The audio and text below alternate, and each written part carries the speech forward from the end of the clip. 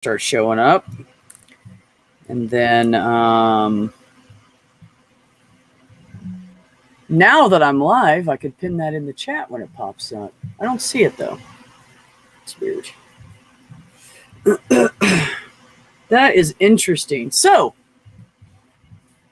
I know I have this bright light behind me. Nobody's used to it because I'm always streaming at night, but it's in the middle of the day here. And the reason why we are here today, hi SPM for showing up. I don't see it in there, Granny. I'm not surprised. I don't have a wrench, and if you don't have a wrench, just say something though. I'll wrench you. I thought I wrenched you before. My bad. When did I do that? See, this is how I am. Like random, just destroy the top of my hand. Don't even know I did it. Just doesn't even hurt me. Hi, Sandy and Catnip and Critical Cripple, Mr. Dave. You know I love you. And anybody that wants to come on, we're just gonna sit here and talk and try to get some people to help us raise some money for Jenny. Her car motor blew and it's not worth fixing. So yeah. So it's not worth fixing, and she is screwed. She lives like 35 miles from stores, her pharmacy, and everything. There's no such thing as a bus transit system out where she lives. And in order to pay someone, it would be like $50 or $60 a trip. So it's just unfeasible for her. She did find a old BMW that she can work on herself because she used to be a BMW mechanic, and not just mechanic, but she wrote a manual for BMWs. Like she knows everything about those. So yeah, so she found one for $3,300, and I'm just trying to get as much money together as we can to help her pay for that.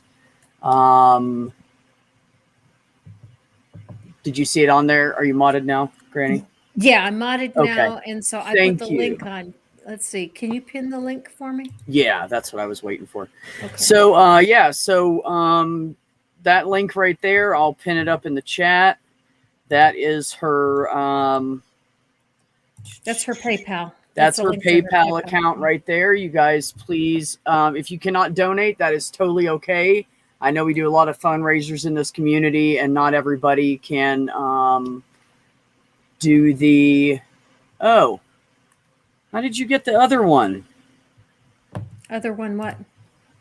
Oh, Dave put in the direct link to coffee instead of through the... Anyway, so I just pinned that one. It's the same thing. Thank you, Dave. Yeah, same thing. So yeah, if you guys can't afford to, please do not feel pressured. You know, like I'm going to give like $5 or $10 because I just don't have any money right now. I will in a couple months, but not right now. I have a loan I'm about to finish paying off, and then I will be free to help people. But if you guys would please just take that link, tweet it out, put it on Facebook, wherever you can, that would be amazing. If you can't afford to give, that's fine. Just shilling that out and sending it out everywhere and trying to get her some help would be absolutely amazing. You know, Jenny is amazing and hard-headed, but you know, she really supports everybody in the community, and she helps whenever she can. And she comes on the fundraising streams if she wasn't a part of starting them, and she helps everybody. So I'm just asking everybody to do that in return. If you have been helped, or if you can, you know, if you can help, then that would be amazing. So Granny agreed to come on with me at the last minute because she's amazing too. I was like, shit, I got to go into town. I got to do this. I had to redo my auto loan today. So it's going to be like $35 cheaper a month with the same amount of months on it. So yeah, so I had to do that because I don't have any money. I'm sick of struggling. It's killing me. So yeah, Sam, if you want to come up, honey, I sent you, like, I love seeing you, Sam. I miss you. You're amazing. I haven't seen Sam for a couple months. I know. Sam's been, I don't know, probably helping with younger siblings and doing things with their partner, I'm sure. But I thought maybe Sam was hiding inside a box.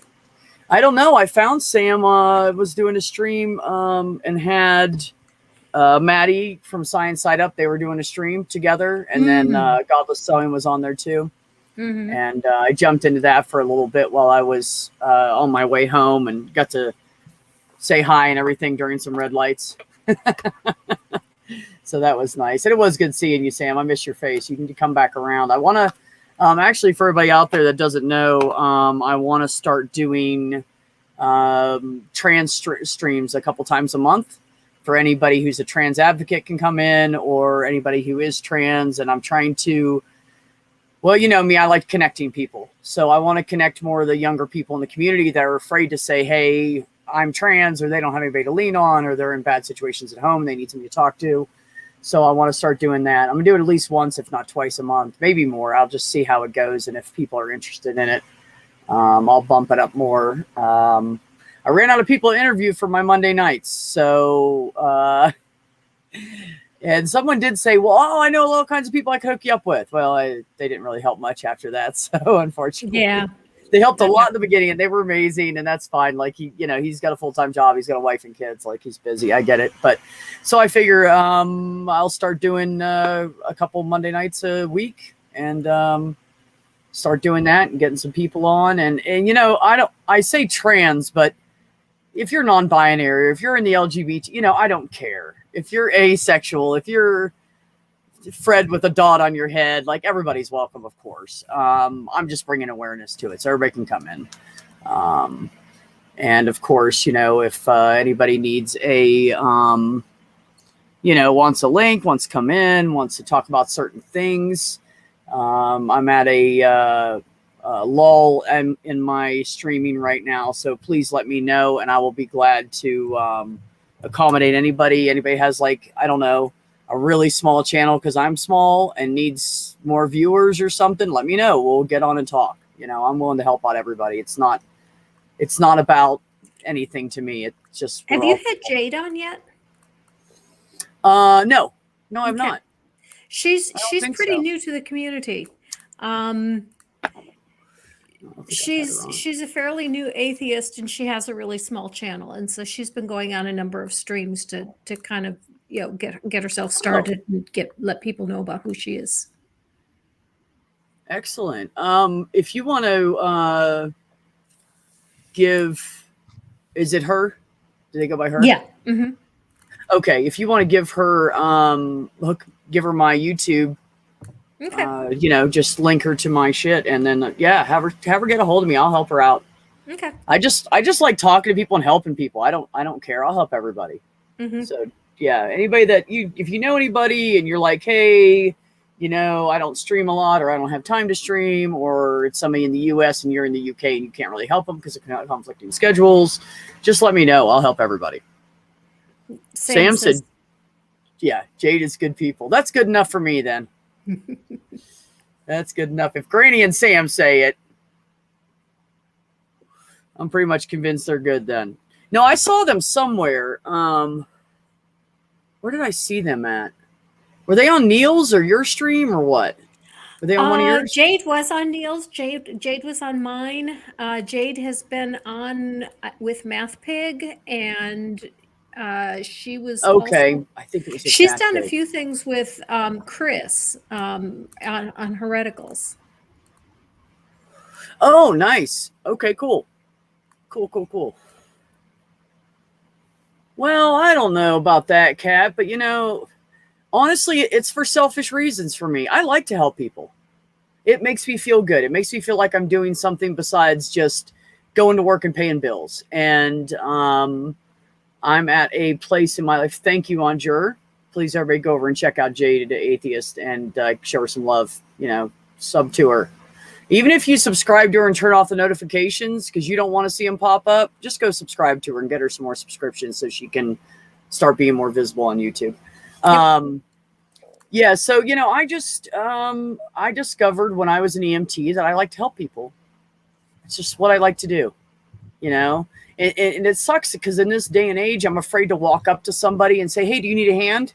Like an old lady or something, because everybody's so scared these days that they're going to get mugged or robbed or raped or kidnapped, or I don't know, whatever the fuck crazy people out there are doing right now, whatever phase we're in of this 2021 shit.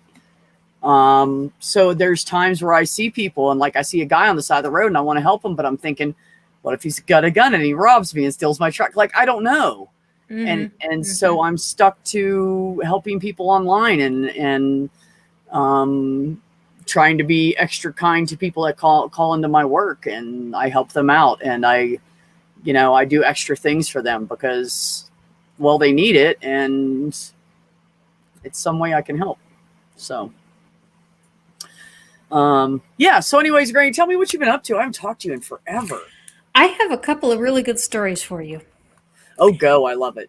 One is on Twitter today. Steve Bowman tweeted, "Do you remember what you were doing on 9/11?" And I responded, "Yes, I remember exactly what I did. I drove my two older kids to school and dropped them off. And I heard the news on the way home from taking them to school. And I said, my youngest was an infant at the time. So when I got home, I put him on the floor on a blanket and gave him some toys, and I watched the news all day." And then the funny part of the story is Robin then tweeted a reply to that was, "Yeah, I remember. I laid out a blanket and had some toys with all day." She said, wait a minute, they said what? I laid out a blanket with some toys all day. Oh, that's what they remember doing? Robin was the infant that I laid on the blanket and gave the toys to. And so it was just hilarious that when I said, "Yeah, I put my son on a blanket," and my son responds, "Yeah, I remember what I did. I laid on a blanket and played with some toys all day." I think I missed your 911 story. I hopped up here to hear it, and I was getting texts and might have missed it. Hello, Joe. How you doing, man? Good to see you. How are you, Joe? What's going on, buddy? I'm doing good, having a blast, man. Everything's going great. I just hopped off one of my buddy's panels. I've been on them cops every night here in Chicago. So yeah, I'm happy as long as I can chase those guys. I'm happy as I know you are, buddy. Yeah. Brandy, do you know Joe? No, I do not.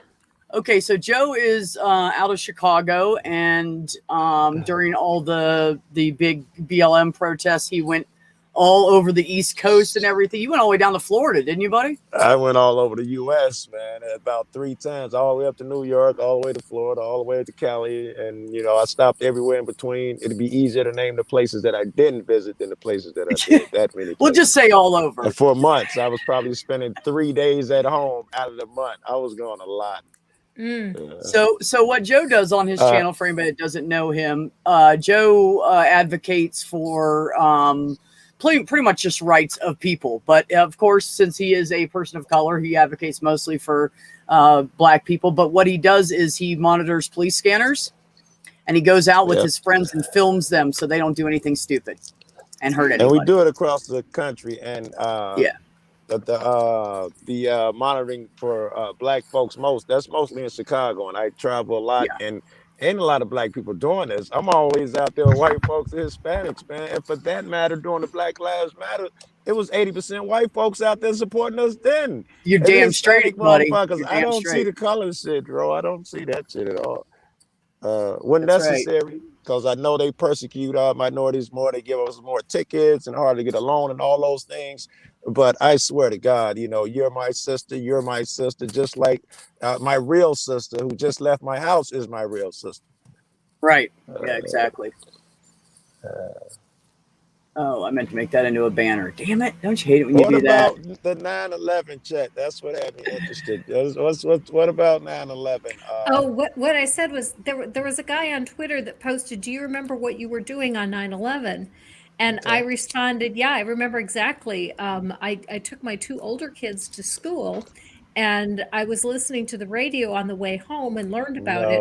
And when I got home, my youngest was an infant, so I laid him on a blanket and gave him some toys, and I watched the news all day."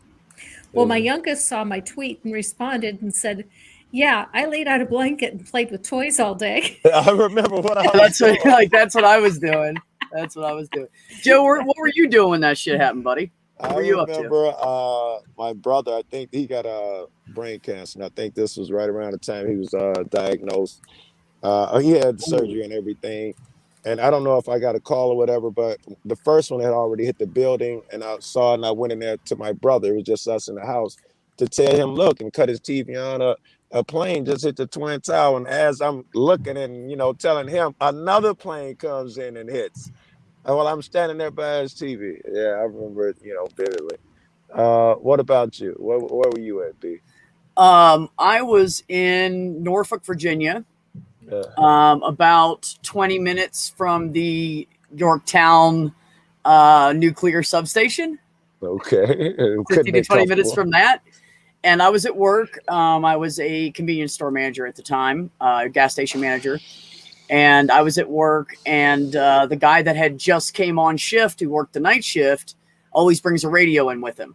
And he put the radio up there and he turned it on. He always listens to music, and it was like interrupted his music. And he was like, what the hell's going on now? And he was like, oh shit, man, shit. And I was like, what's wrong? And there's all these people are coming in the store, and he's like, a plane just hit the twin towers. And I was like, what are you even talking about right now?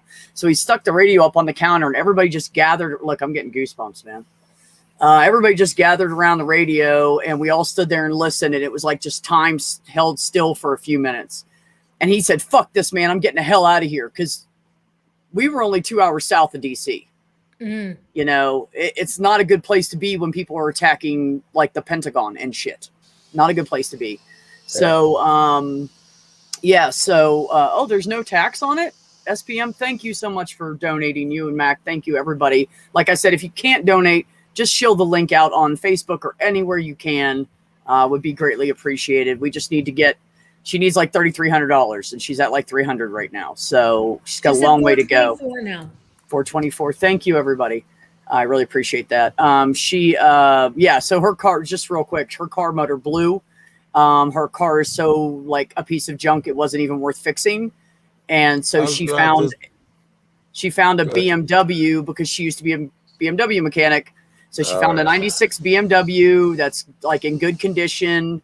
And once she buys that, if anything goes wrong with it, she can just fix it herself. So that's our goal, is to get her something. That's why you should be quiet sometime. I had a couple questions as you were talking, and you answered them both as you were talking. And the BMW part, I was going to say, no, you can't get an old BMW. And you was like, because she's a BMW mechanic.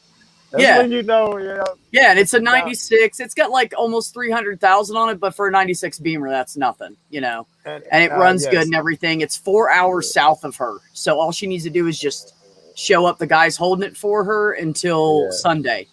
So I was like, well, shit. And I just found this out last night. I was like, let's get on it right now. Let's just do it. The biggest issue I'd worry about getting an old Benz or an old Beamer, because they run, you back then, you get 100,000 miles in America, you'd be like, oh my God, my car is getting old. You're just starting off with 200,000 with Benzes and shit, right? But the price of working on them is so complicated, blah, blah, blah. But that doesn't, you can factor that out, because she's a mechanic. She'll know what to do, where to get the best part.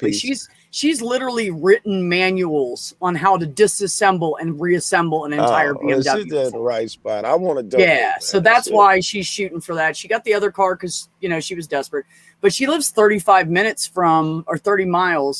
35 miles, because she lives in a small town, and there's nothing there. There's like a gas station. So she has to go all the way in for her cardiac therapy, physical therapy that she does. She has to go and get a prescription. She needs to go to doctor's appointments, and there's no transit out there. Like, she's just stuck. I understand. And she'd have to spend $60 a day. I think she said it's like $30 one way to have an Uber come out and pick her up, and then $30 back. So it's just unfeasible for people on a Social Security and stuff. So so we were standing around the counter, and everybody was just mouth agape, and he was like, I'm gonna run. And I said, dude, look. And we could see the highway from where we were, and it was already piled up, because apparently everybody knew about 20-30 minutes before we did, and people were bugging out, like they were trying to get to the highway and go east or go west. And I said, dude, you ain't going nowhere. And he was like, fuck, dude, I'm screwed. So I was like, just, you know what? If they hit us, it's going to be so fast, you're not getting out of town anyways. So everybody just take a deep breath. All you customers, go home, go hang out with your family just in case. And people were just like locked sitting there, and we're having trouble even like comprehending it. And, luckily nothing came as far south as us. Hi, Sam. Thanks for coming in, sweetheart. Hey, Sam wasn't even born. I know. Yeah, where were you, Sam? Sam was like, where I was where I was a sperm in fetus wherever my mum dad's was. nutsack. I was actually a fetus at that point. Were you? Oh, okay. What year were you born? Were you laying on the blanket with 2002. your My mum was, I think, 3 months pregnant with me at the time. Oh, Something like that. wow. Oh, You okay. might have been laying on a blanket like her kid Yeah, was. my youngest, yep, like Robin. So you were born the following year. So she was just newly pregnant with you then. Yeah, I was born the following April. Okay. Oh, okay. So you were existed. You just weren't a baby yet, right? That's Small. what I'm saying. His mom was laying on a blanket. He was already there. He doesn't even remember. He probably got the same exact. Somebody else laying on a blanket. All All kinds of people laid. Could you imagine being like somebody at the beach when that shit happened? I just thought of that. Can you imagine like laying on the blanket on the beach and you like see a plane come in close and you're close to New York and you're like, what the fuck? Yeah. And then you're like, We fuck, I'm at the beach. Like you don't have any resources at the beach. We down here, we got the we got tall buildings and shit, and they were worried. They started evacuating the buildings and shit downtown. But I'm like, you cats, we went down there. If you remember, they stopped all flights and everything. And downtown Chicago was always bumper to bumper. It was wide open. It was the greatest shit ever. It was quiet. You'll never see it like that again. And I'd never seen it like that before. It was something spooky and ominous. I wish I was video recording back then, but I didn't. It was weird when they shut down all the planes and everything, wasn't it? My It was husband- so weird for a little bit. My husband was scary. supposed to fly to DC that afternoon. And I didn't realize until after they got home that my oldest two kids were just freaking out that their dad was on one of these planes because they knew he was supposed to fly to DC that day. And I didn't realize that they didn't know that his plane didn't leave until afternoon. Do you guys remember that one of the planes that crashed, I don't know if it was the one in the field or another one, was trying to hit the White House. But because it was so small, they couldn't see it, which is what they were looking for, visual cues and shit. Oh, really? Yeah, that was their target was the White House, and they just couldn't find the motherfucker.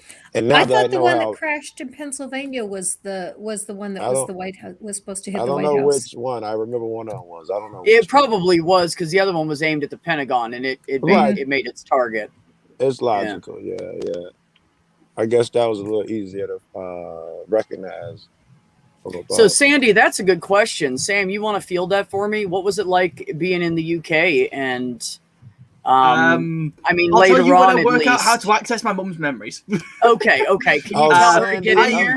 Let me apologize. I called you Sam, Sandy. Let me apologize. I'm on the phone. I can't see.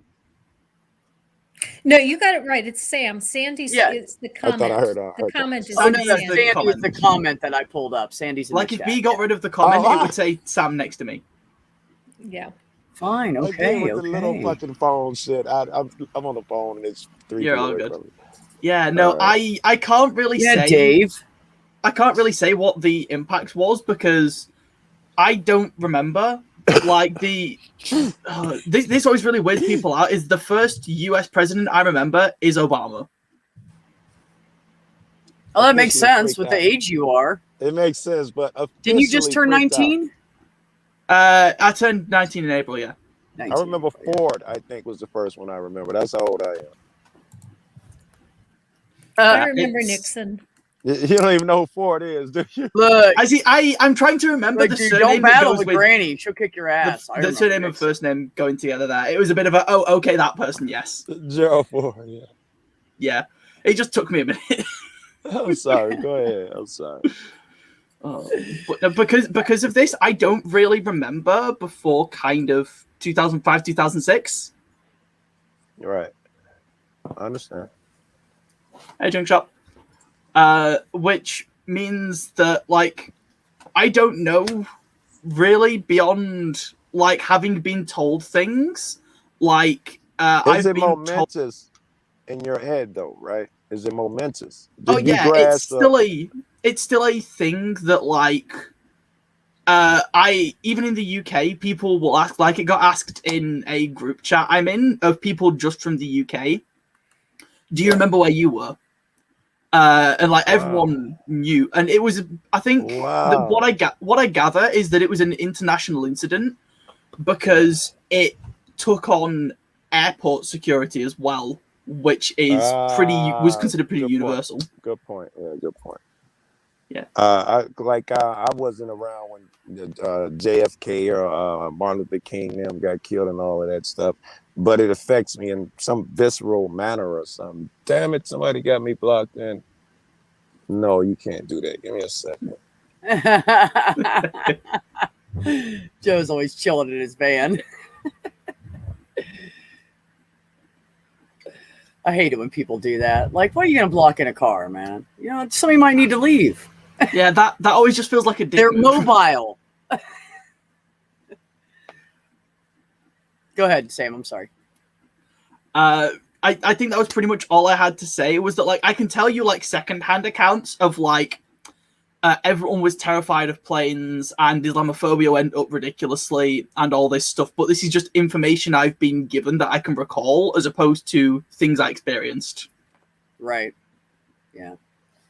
Yeah, it was definitely like shit. I've been watching NCIS recently, so I've noticed a lot of references to 9/11 in the first few seasons of that. Yeah. Oh yeah. You know, absolutely. I don't want to do the conspiracy thing unless you guys do. I'll talk about anything. You know, I was just about to go there, Joe. Do it, dude. Do it. I was just about to go there. Good. I'll take us there then. You know, the most disturbing thing to me, and there was a lot of disturbing things, but when the smoke started to clear, you could see the girders, and they were all cut on angles. That bothered me to no end. And then they went in at night and removed them. Not in the daytime where the cameras would be in there. They went in at night. That irks me to no fucking end. Because they don't break on angles in fucking real life. That's not something that happens in nature. Still doesn't break on an angle repeatedly. But you know when it does do that. Joe, did you hear about the experiment they did with the equivalent of one of those? They took one of those beams and they took it out in the middle of a field. Did you see what they did with it? Did you hear about that? I did. No. Okay, so this is what they did. They tried several ways to destroy the beam. Yeah. The only way they could do it was via it's some kind of like wrappable explosive, like a C4 or something. Yeah. And Primacord and yes, thank you. You know what I'm talking about, yeah. Yes, Primacord, and then you put it on these two bars that you wrap around, and you put them on an angle so when it pops, they'll slide. Yes, and there's a name for the two and bars. All the cuts on the beams are at an angle. Not coming to me. Yeah, and they tried everything else. They tried everything else to destroy that beam. It was the only way they could get the beams to split. They went from little explosive up to that. Yeah, check that out, right? So it makes me wonder. Also makes me wonder why there was somebody there doing extra electrical work in the basement. Every night at 3 a.m. Or what was it, like a week or something like that? Yes, for a week. Yeah, and they had on-site maintenance. They didn't need somebody to come in and do electrical work. Yes, and if you ask the people who did they was like the electrical people were secretive. You couldn't ask them questions. You couldn't ask them nothing. They come in and they disappear. All that shit was crazy, man. But how about this? Also, this is how they perverted that. When they asked all the soldiers over there in Iraq, you know, what are you here for and how do you feel? All of them said, I'm here to avenge my country for 9/11. They all went over there. Well, let's say a majority went over there and they thought they were fighting the guys who attacked the tower. The reporter had to tell them after she realized what was going on. Listen, guys, this is the wrong country. These people didn't attack us on 9/11. You do realize that, right? Right. You know, everybody knows. Okay, let me clear something up. And you can look this up. There is videotape or there's recorded recordings out there of them discussing this. I believe it was either in Congress, House of Representatives, Senate, or something like that. Granny might know because this is her shit.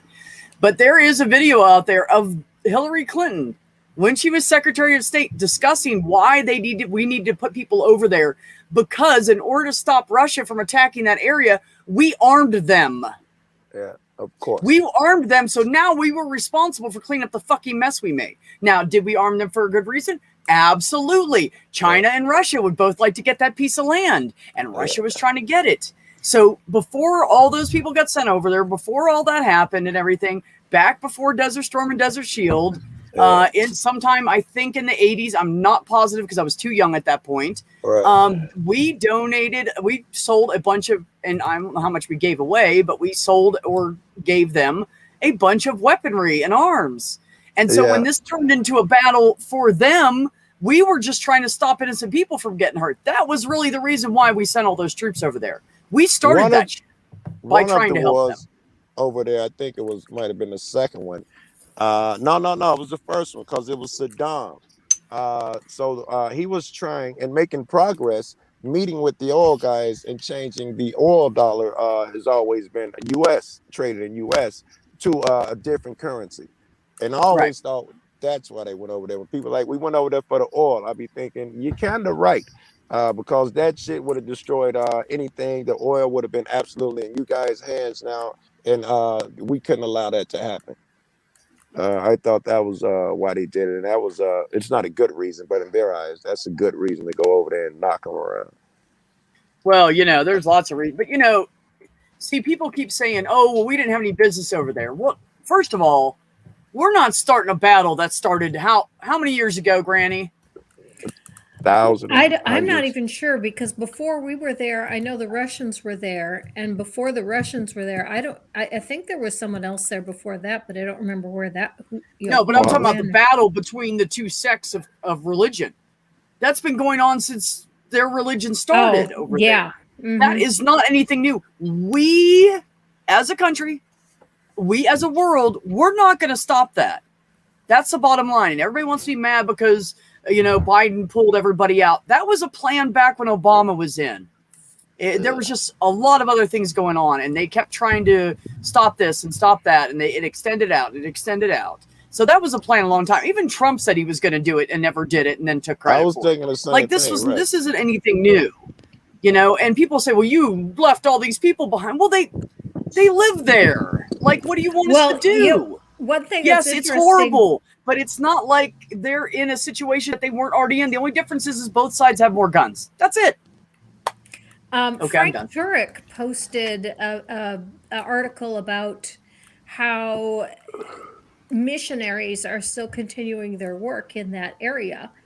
And so, and they plan to continue their work in that area. So, there's still Americans there, but some of them are there because they want to be there. That they don't necessarily want to leave. Oh, and by the way, I love what Sandy wrote. Myth pig. Now we have a myth pig. Hey, Sandy, change that to a Y for me just to make it a little funnier, please. He is a myth pig. He will destroy some shit if you let him. I feel like that could just be a series on his channel. Myth pig. Yeah. Jeff, if you're available, buddy, hop in here. We're talking about history shit, and that dude knows some fucking history that'll blow he knows more shit about the US than 90% of the fucking Americans do. Yeah. It's sad, but it's true. Like he knows his shit. The first war, I think it was the Gulf War was the first one. I thought that was the only war I can remember that I even thought was justified. That was when Kuwait was getting slant drilled, and then Saddam then went in there and started invading them and shit. We went over there and kicked them out and all that. I don't think it was an act of benevolence per se, but at least that one, when we're going to war, was the only one I can get behind. But when I read about or see any other one, I be thinking those damn poor soldiers over there, they're going over there to fight for their country and they're being tricked by politicians. It amuses me how often people will go, "Oh, such and such a conflict was engaged in for benevolent reasons," and it's like, I've never seen a combat be entered that a politician doesn't stand to either gain or lose something from. Yes, oh no, they absolutely. Say, war is political ends, but by different means. So politics and war seem to be fucking incestual or joined somehow. Jeff's gonna come in 5. Thanks, Jeff. I love his brain. It's amazing. Because whenever I've heard, "Oh, we did it to try and help them" or whatever, usually it's like, or to get your hands on their resources, or because you need their help, or something. You needed your Now, guy to be president. You don't like the direction they were heading. It's always some bullshit. yeah, it's true.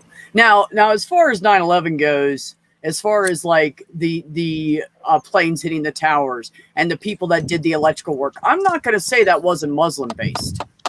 I don't know who did it. None of us know who did it. I mean, sure, if I know would, who you know, did but it. there No, are fuck that. there Stop are it. lots of Stop it. signs There pointing was not a that bunch this of was not an Muslims. entire Muslim fucking attack. I was Bottom about to say line. there was not a bunch of Muslims coming up into the Twin Towers for a fucking week and a half in the middle of the night with their security, all freaking Muslims. Well, that's That's what I'm not. saying. It couldn't have been. We had to have Yeah. some fucking white people help them. Now, there are white Muslims. I'm not going to say there's not white Muslims. I'm sure there's some out there somewhere. But There's plenty of odds them, are but this is a reason that was over our heads. I've heard plenty different reasons and shit. And yeah. if you ever look up Operation Northwoods, they were trying to get over there and start some shit with Cuba. They were like, what we need to do is fly some planes into our buildings, blame Cuba.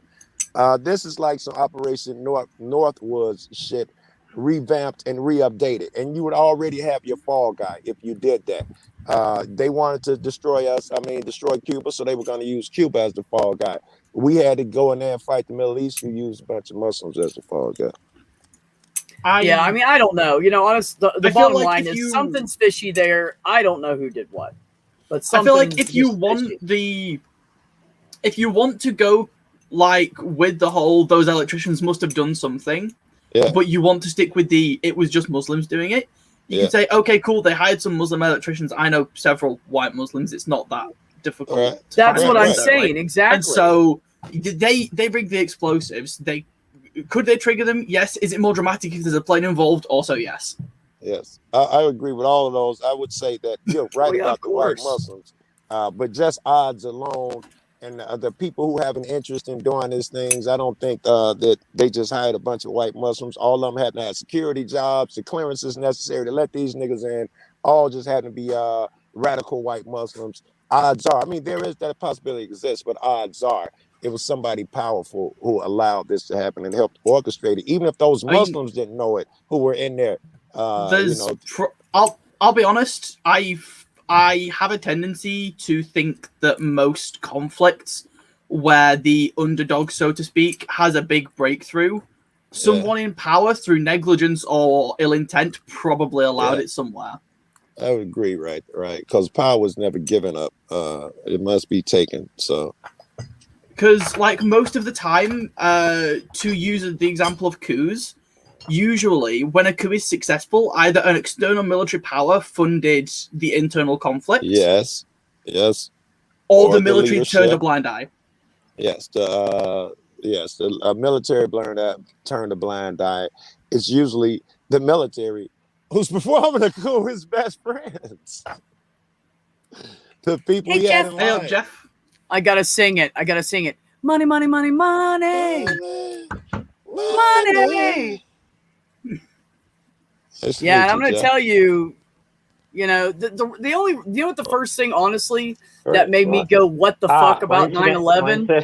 There you are. Sorry. The one thing that made me go, what the fuck about 9/11 and what the fuck is going on around here, something's fishy, is when I found out that Bush and Cheney had stocks in major companies that got the contracts to help the military. That's what did it to me. That was the point when I said something's fucking wrong here. What was the name of that one company they were really tied with? Starts with a B. Burlaster, Burrington, something. There's so many. They got all the contracts though, and it turned out that Cheney now was the heads of the corporation and all that shit. That's the first year. The first year, Bush and Cheney each made over $1 million. Was it Unicol? Who the name of the company called Unicol? The people who wanted the pipeline in Afghanistan. Yeah, but that's I'm talking about the. They were supposed to be building those armored vehicles for the military, and they gave them a whole shit ton of money, and it took them like 2 years to even start doing it.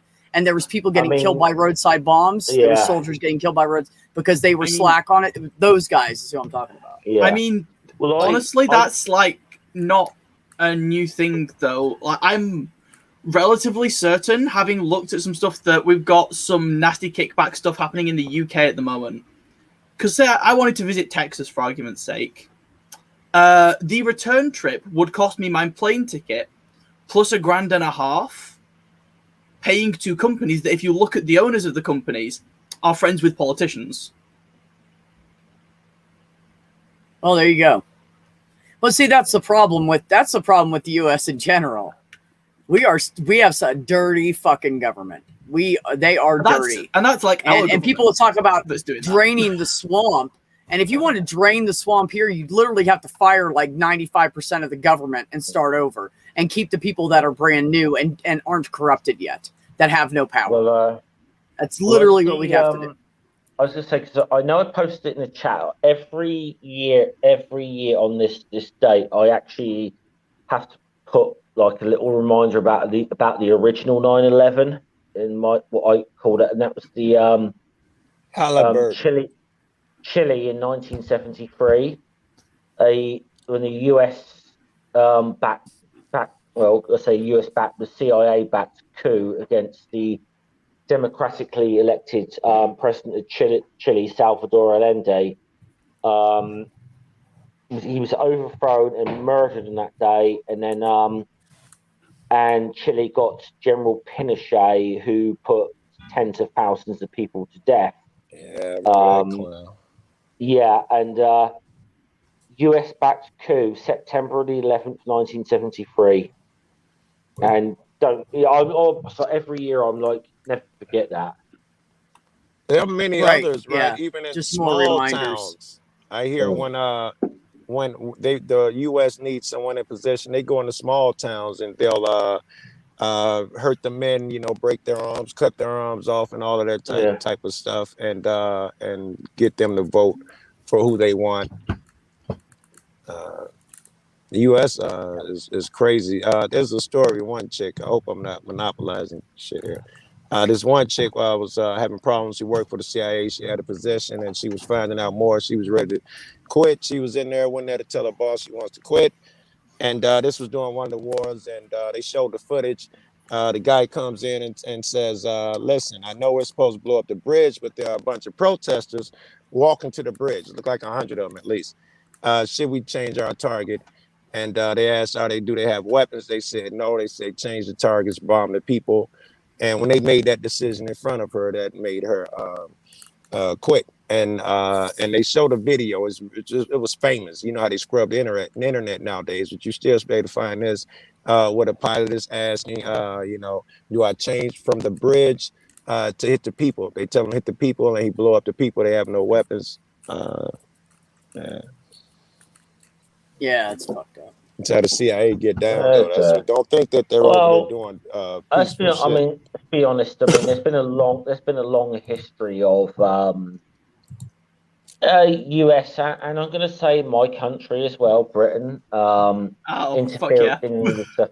I mean, if you cast your minds back to 1953, there was a democratically elected government in Iran, Mohammed Mossadegh, which was overthrown by a joint British and American coup to put the Shah of Iran back in. I remember the Shah, yeah. Mm-hmm. Yeah, and maybe why you've got problems with Iran now. We've got problems with Iran nowadays because of this shit. But there was literally a secular democracy in the state of Iran under Mossadegh, which was overthrown because, oil. And the point man for the coup was a guy called Kermit Roosevelt, who's obviously, descendant of the Roosevelt family. And they overthrew Mossadegh and put the Shah back in there. And I'll just say this. I don't want to play on the whole Kermit angle here, but, puppet regime, shall we say? They tried the same thing after one of those wars over in Iraq. I hate that I keep conflating the two, but they took some guy who didn't even live there, hadn't lived there in years, and said, we're going to install him just now until you can vote. And the people rebelled, and they didn't accept our governmental, the U.S. Selected person to run their country. But they tried it then. I mean, if memory serves, like, colonialist British Empire used similar tactics in order to play like native groups off each other. So it's not exactly a new tactic, and mine and Jeff's country has probably done an awful lot of it too. But I will still point the finger at both us and the US. Yeah, hence why I said the Iran. Sam, are you the doctor? Pardon? Are you the doctor? No. All right, there's a doctor. He's probably thinking of Oh, Matt. you're thinking of student Dr. Ben. Yeah. Ben is actually working on. Ben is actually in a hospital right now, working on a rotation hell shit that he's doing for his. He's a third-year med student now. So, hi, Blue. Nice to see you. I'm glad you can come by. No, actually, Sam, the one I mentioned is Iran. Yeah, that was both joint American and British. That particular little adventure. So yeah. Yep. Yeah, and also trying to remember what it was now, but I'm pretty sure something similar actually happened with a caliphate group about 500 AD. Yeah.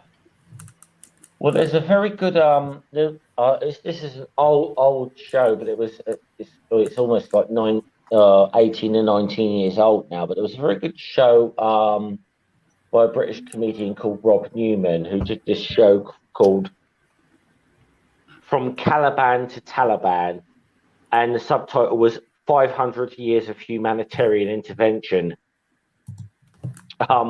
Kind of just sort of like he's doing this bit of using humor, but showing that this isn't a new thing. Yeah, that's dope.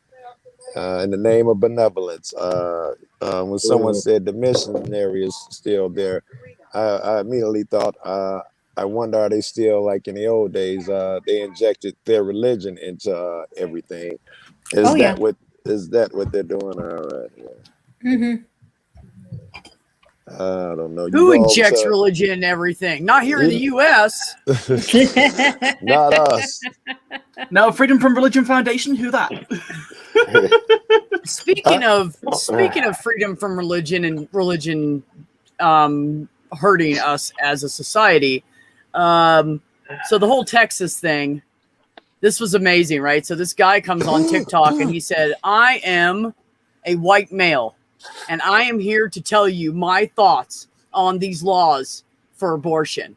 And he went like this. And he sat stock still for 2 minutes and didn't say a fucking word. And then he said, "There you go. That's what I have to say about it." That's my opinion. Yeah. Yep. I'm interested now. I'm not quite sure of all the details and context yet, but I'm gathering there's a little bit of a response in that's going to happen from the Satanic Temple over that. They've started the process. I would be interested to see. I'd be interested to see how that plays out. Because I mean, generally, I'd say I'll hold my hands up. I'm a card-carrying member of the Satanic Temple because I just love some of the shit they do, I'm kind of interested to see what's going to happen here. Because I was hoping they'd take over the torch and our dollar bill says, "In God We Trust." I know they like to take on those type of fights. That's a good one. I was wondering, when they're gonna take that one on. Honestly, if they win it, then anyone who is a registered member of the Satanic Temple would in theory be able to just get abortions. And I have a boyfriend in Texas who is a trans guy, and us being polyamorous, he might whatever with people. So I guess I have to explain the situation to him if they pull it off. Yeah, I'm sorry. I'm just going back on camera for 2 seconds to show you that. So just so I'm not bullshitting. I am a card carrying member. Yeah, let's say I'm a card carrying member. I'm not bullshitting here. Yes, the Satanic Temple. It does. Yeah. Valid. That has been the temptation to sign up for the Satanic Temple myself. It's free. Oh, It's let me for ask you. Let me ask you then, because I've been discussing this, and I've never had a fucking member with me. Let me ask I you. don't want to. I can't, but I can't speak on their behalf. I've got to make that very clear. Turn that So card in. No, I'm kidding. yeah. But I want your opinion on like you hear Church of Satan, you assume everything's nefarious, but the things I've heard is they're just the worst. They're trolls, and they even and the best. They're patriots fighting for our rights. Yeah, There's got to be more to it than that. I think, I mean, the Church of Satan, from what I gather, because there are different organizational deals, but they're more, Well, yeah, whoever was doing the they lawsuit kind of with the keep they abortion kind of thing, keep that's who themselves we're to talking about. themselves. But the Satanic Temple do get involved with politics, which is kind of why I liked them, and I thought, even though I don't necessarily hold with all everything they do, I'm kind of like. I kind of join them because I kind of support a lot of the things they do, and they do show up a lot of the hypocrisy, shall we say, of a lot of things that go on in America, Which I'm all down for. with the religious preference being shown to say Christians and so on, and but it's the whole thing, like where they get the where on like a public courthouse there's a statue of the Ten Commandments come up, and they'll come and say, well, can we have a statue of Baphomet put up Fair next is to it? fair, right? Fair is fair. I like They're the saying, oh, idea of hold it. on, yeah, they're saying, hold on, if you're going to make this exception here, then that applies to all religions. It does. But let me So ask you, does it? I'm these, sorry. Go ahead. when we're discussing the when we're discussing the Church of Satan versus the Satanic Temple, Satanic Temple. the Church of Satan is still sort of an activist group, but they are more insular and more try and promote things within their own group, and their way of doing it is very different. And when they do activism, it tends to be more extreme, but they do it less frequently. It was founded by Anton LaVey and is kind of. I'm not super fond of the Church of Satan, but the Satanic Temple was designed as a countercultural movement specifically to advocate against breaches of the division of church and state. Thank you for that. Yeah, I mean, the thing is, obviously, with Anton LaVey and Church of Satan or whatever. I mean, it was a great countercultural thing in its day or whatever. But I think the Satanic Temple is a little more progressive. I mean, and their interpretation of how they identify that way is. I mean, I've read some of Anton LaVey's stuff, and I think. I think Anton LaVey was a bit of a misogynist at times, completely. Oh yeah, that is absolutely the case, and like that's very much reflected in their philosophies between the two groups as well. So the Church of Satan is very egocentric, and as well as being egocentric, is very focused on betterment of the self, even at the cost of others.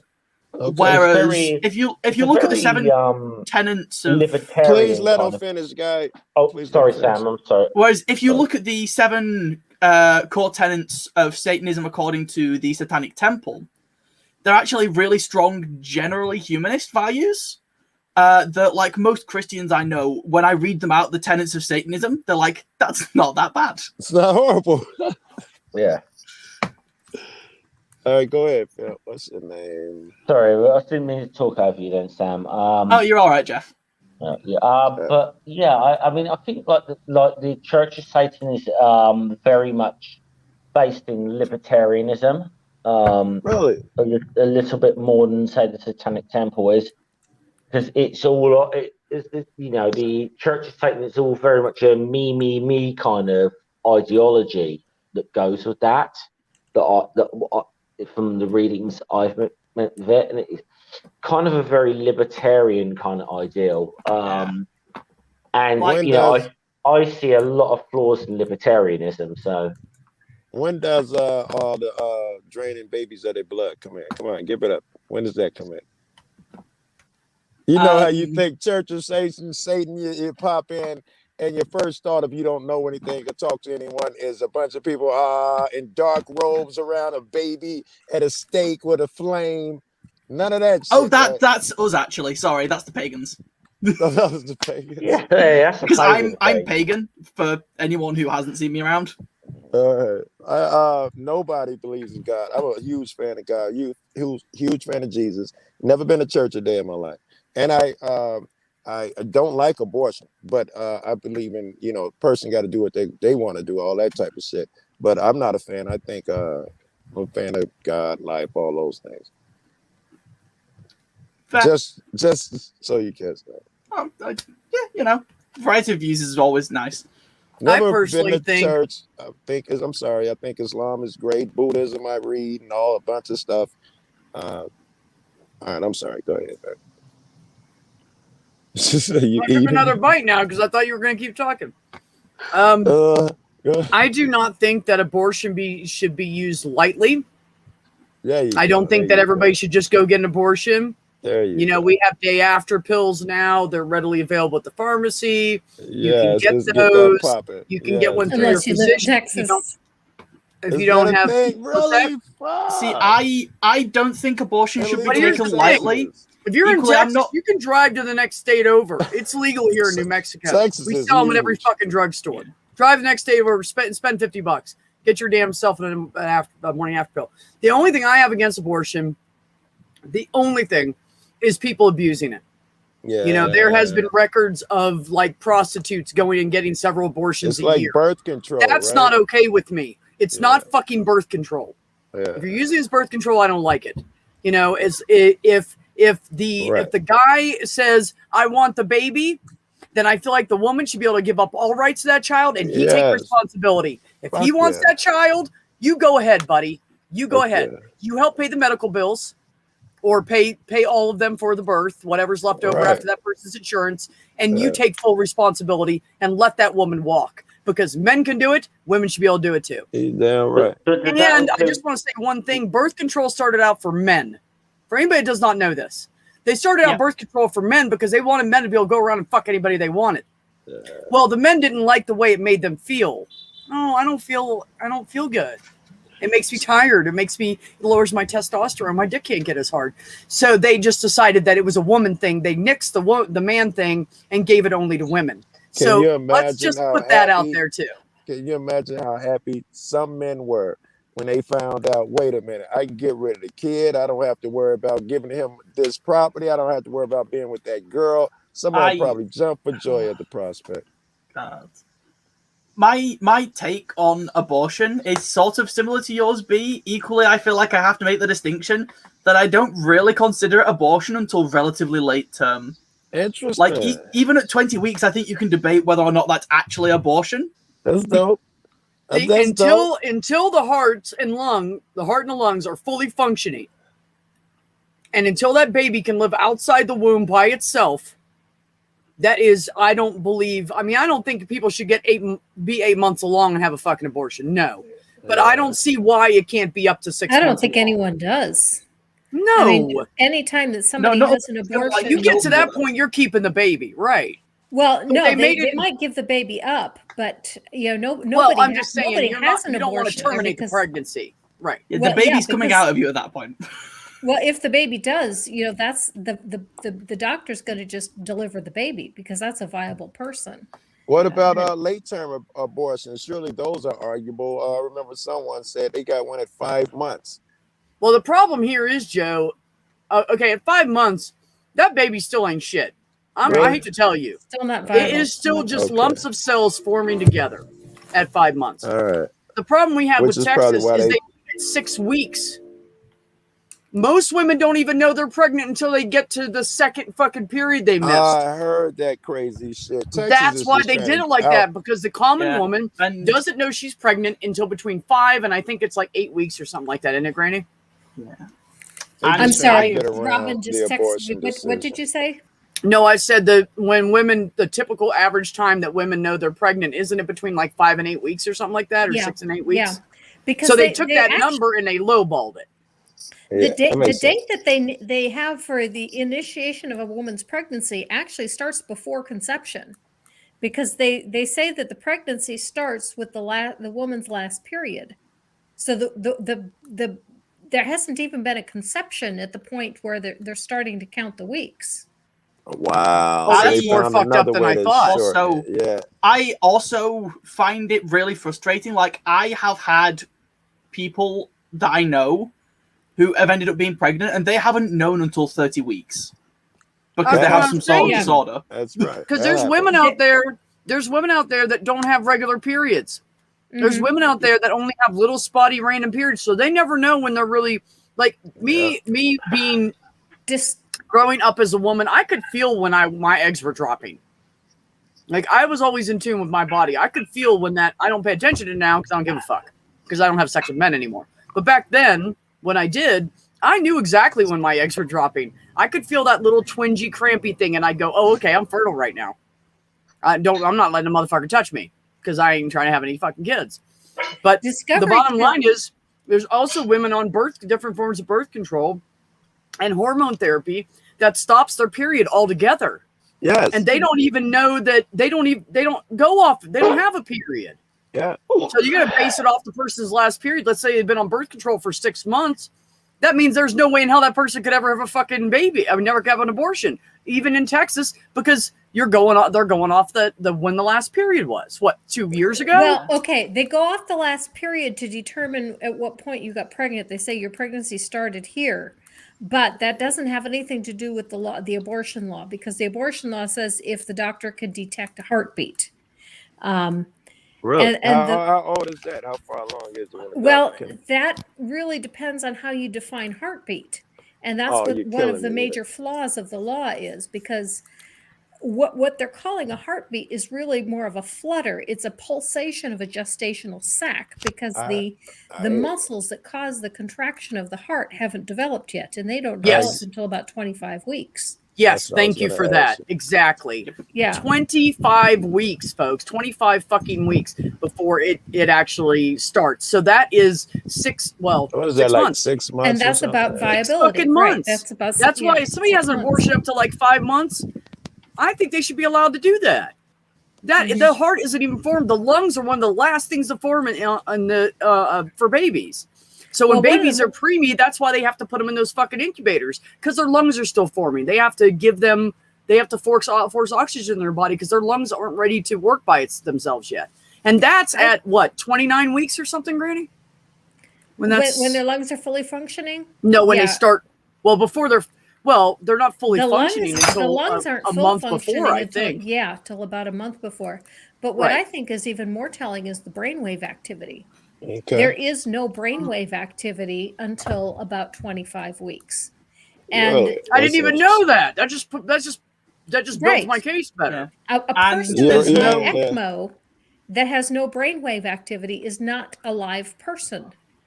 That is, And even once you have brainwave activity, typically it's hormonal glands that will form first. And so when you first detect brainwave activity, It's that rudimentary person is not shit. conscious necessarily. Yeah, I hear you. It's rudimentary activity, like someone was saying with the heart. It's still forming and it's fluttering. The brain wave is still, the brain still forming. It's not a brain as we would know it. It's primordial. Exactly. Hey, Purple, I'm sorry. We got on a tangent, and I forgot to say welcome. Hi, Purple. How you doing? It's okay. Just, what you were going on was not something I really had much information on, so. Oh, well, fair enough. Chime in when you want. I just wanted to say hi and let everybody recognize that you're here. Hello, Purple. What about Purple? If you heard any of the 9/11 stuff we were talking about and had something you wanted to say? I'm sorry, I didn't hear you there. we were just talking about where we were and what we remember from 9/11. Oh. Yeah, and we had a theory that elves blew up the towers. What do you think? Whoops. Well, I was driving at the time, so I didn't even know about it, and I got a rather incoherent message from the woman I was living with at the time. So I didn't really know what happened until I got home. Okay. Well, just so you guys know, Ox lost some friends during 9/11, so let's not get into too much details about it beyond where we were and how we felt about it. Let's not get into all the other details. So Purple, I don't want to hurt my friend. Yeah, I didn't have any kind of personal connection to it. But that was Jenny the did original too. conversation. Where were you? And you remember where you were driving. That's interesting. I'll just say Yeah. this. Before 9/11, I always used to hear from, like, say, my parents about how you always knew where, like, my parents, for example, would say they knew where what was they were doing when Kennedy was assassinated. Yes, I hear When they that all first the heard time. that, Yeah, me and too. I'd always been kind of skeptical, cool, that you could kind of recall something like that. But now, Um, but now I can absolutely recall what I was doing when I heard the news, and my story would be this: I went to the cinema that day, and I went to watch Tim Burton's Planet of the Apes, which is out at the cinema at the time, which turned out to be a really shit film and a waste of my money. Tim Burton's what? Um, Tim Burton's Planet of the Apes. He made one of those?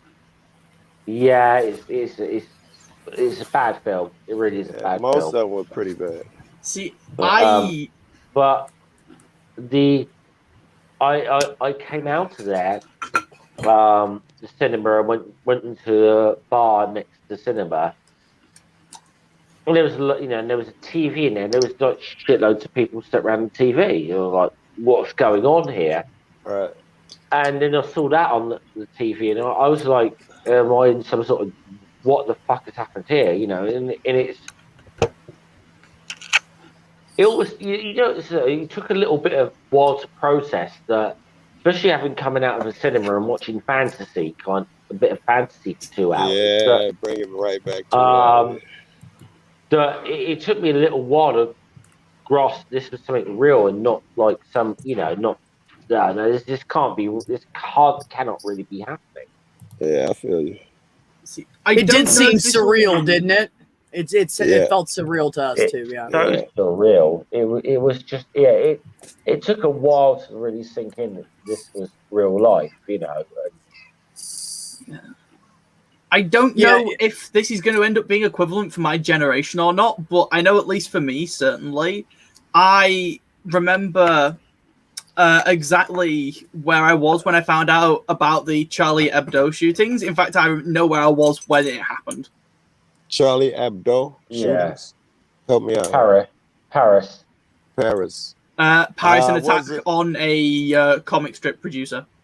Oh, okay. Yeah. All right. Yeah, they attacked him because he was putting stuff out they didn't want everybody to think about.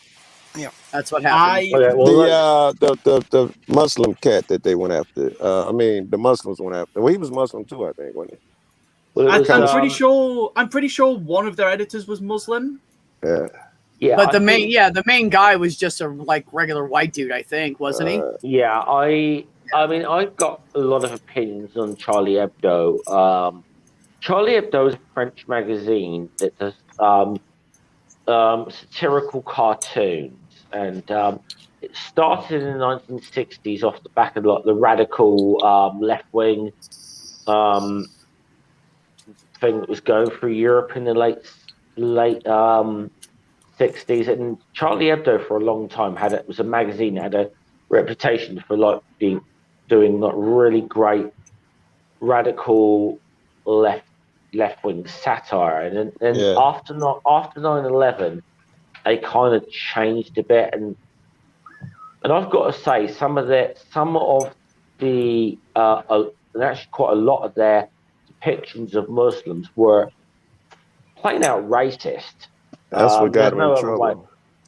Now, that's not to mean that I think that what was done to them was justified. I understand. By no means whatsoever. They're journalists and cartoonists. No, they did not deserve to be murdered. But right. That's what they weren't angels by any stretch. But they were not. Yeah, but at the same time, we've got to remember they were not angels by any stretch, and they did an awful lot of really very degrading and insightful cartoons about Muslims that were just racist. Over And the top. The particular one that it's claimed that triggered the shooting was one where they drew the Prophet Muhammad. Which, if you know anything about Islam, it's a bit of a no-go. That's a bit of a taboo. I'm yeah. But they drew him doing something, right? Oh yeah, got me wondering now. So so with the Charlie Hebdo shootings, when it happened, I was in an English class, and when I found out there was like an emergency assembly directly after that lesson. Yeah.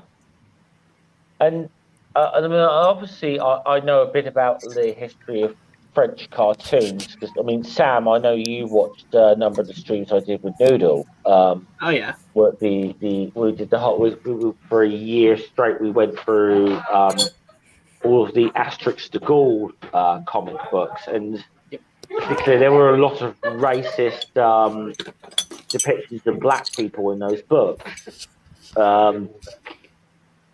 There was a bit of a culture within France of that at the time.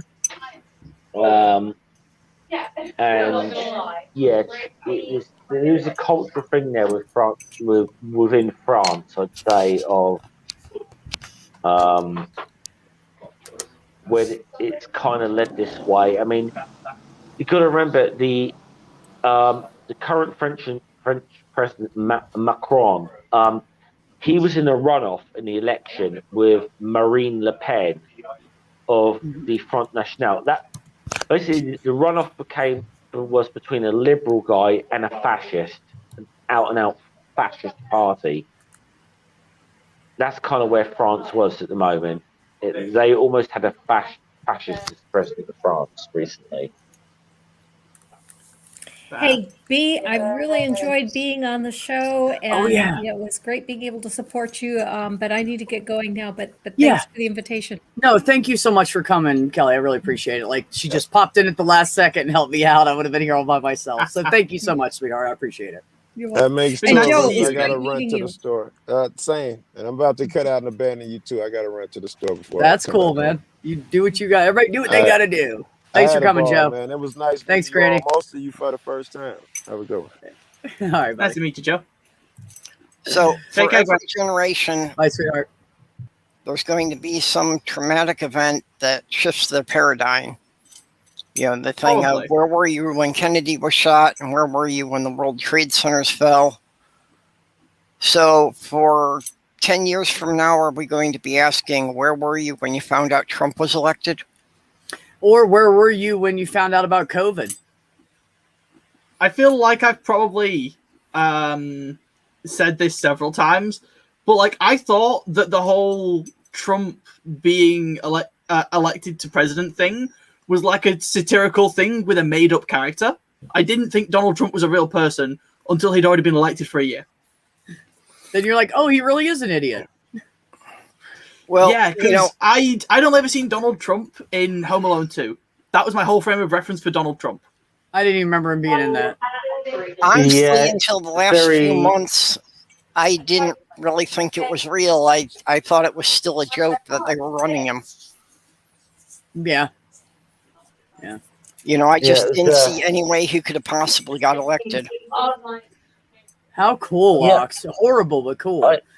Ox said I was born exactly 23 hours after Kennedy was shot. Wow. Wow. When was Kennedy shot?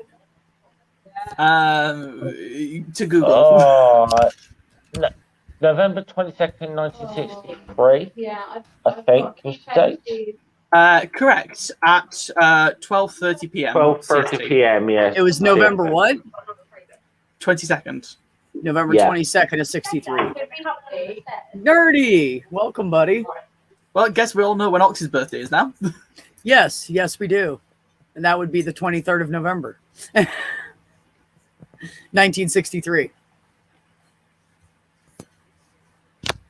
Oh, didn't we, Maya? We didn't really think. We did not. You know, really what it was for me? It's not that I didn't know that people were out there. And it's not that I didn't know that people were going to vote for Trump.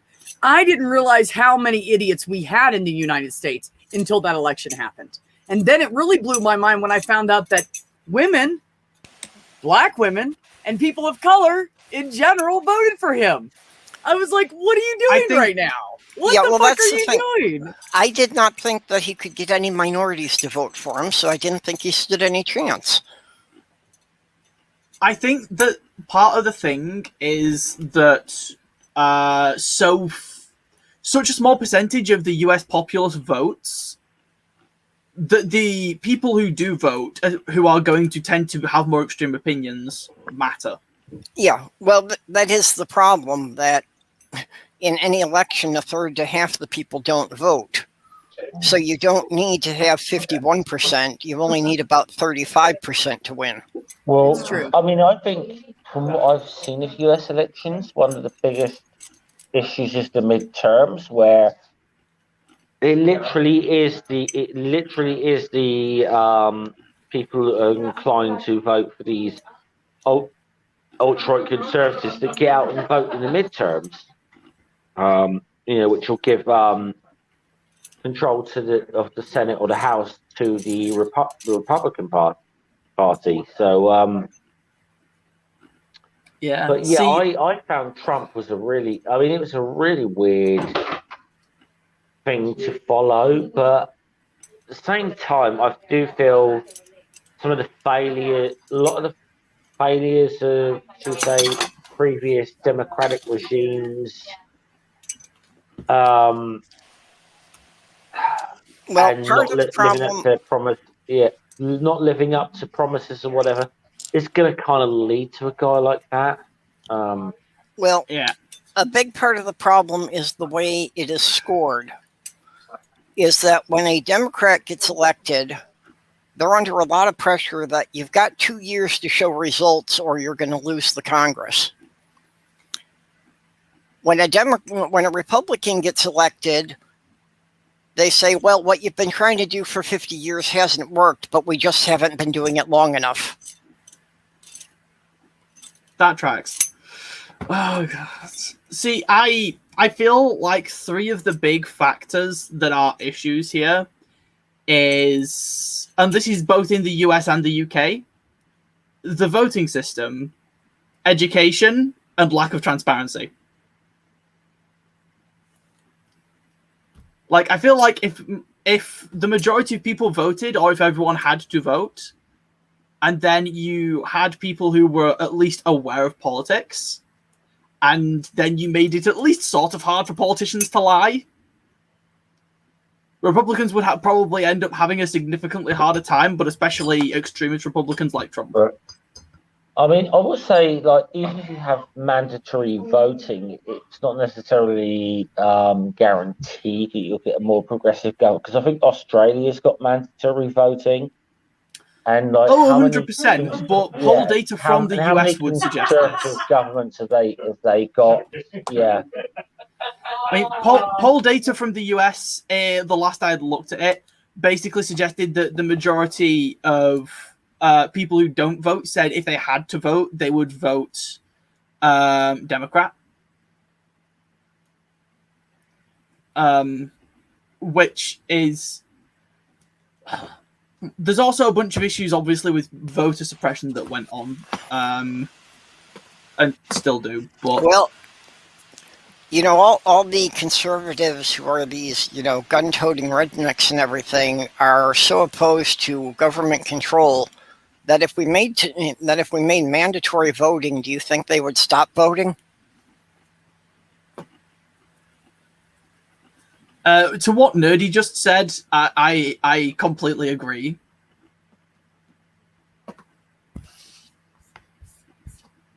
Yeah, no, you're right, Maya. Yeah, you're absolutely right. This is true. In fact, there's actually been multiple Republicans who have acknowledged that if more people voted, they'd lose. Well, that's why they're pushing all the voter suppression laws. That's exactly what Maya just said. That's why the only Republican strategy is voter suppression right now. Yes, I would not want anything to happen to Biden, Ox, but I think that Biden was put in place for a reason because he was very votable, and I think they're trying to get a woman in the White House, and they know that he is not gonna. He's not gonna make it. Like, even if he gets, I think they're shooting for the second year, and then after he gets voted, it's gonna be a change of of I think leadership. I mean, I think they're almost priming it for, because I don't think Biden's going to be able to run again. I think they're almost priming it for Kamala to run in Maybe in 2024. 24. Yeah, That's Possibly. what I'm kind of thinking. I think I've heard Jeff's got a party going on at his house. I'm in a bar at the moment. There's people behind me. That's why I'm muting myself when I'm not talking. Oh, well, thank you for that. I appreciate it. I just heard like a bunch. I was like, Jeff's having a fucking party. I'm hanging out with the wrong people right now. I need to. Oh, that's right. Never mind. I'm by myself. Move on. Go ahead. I think the other thing is that you have a tendency that if you were to change, say, the voting system to a ranked choice voting, you tend to get better representation of what people want statistically. Equally, statistically, that tends to lean left wing, which is why a lot of right wing governments won't even suggest it. Yeah, and I think that's really what the U.S. needs. You know, you have all the disenfranchised voters because they feel their vote doesn't matter. That Also, we have the a choice UK between voting for, you know, somebody who's right or someone who's extreme right.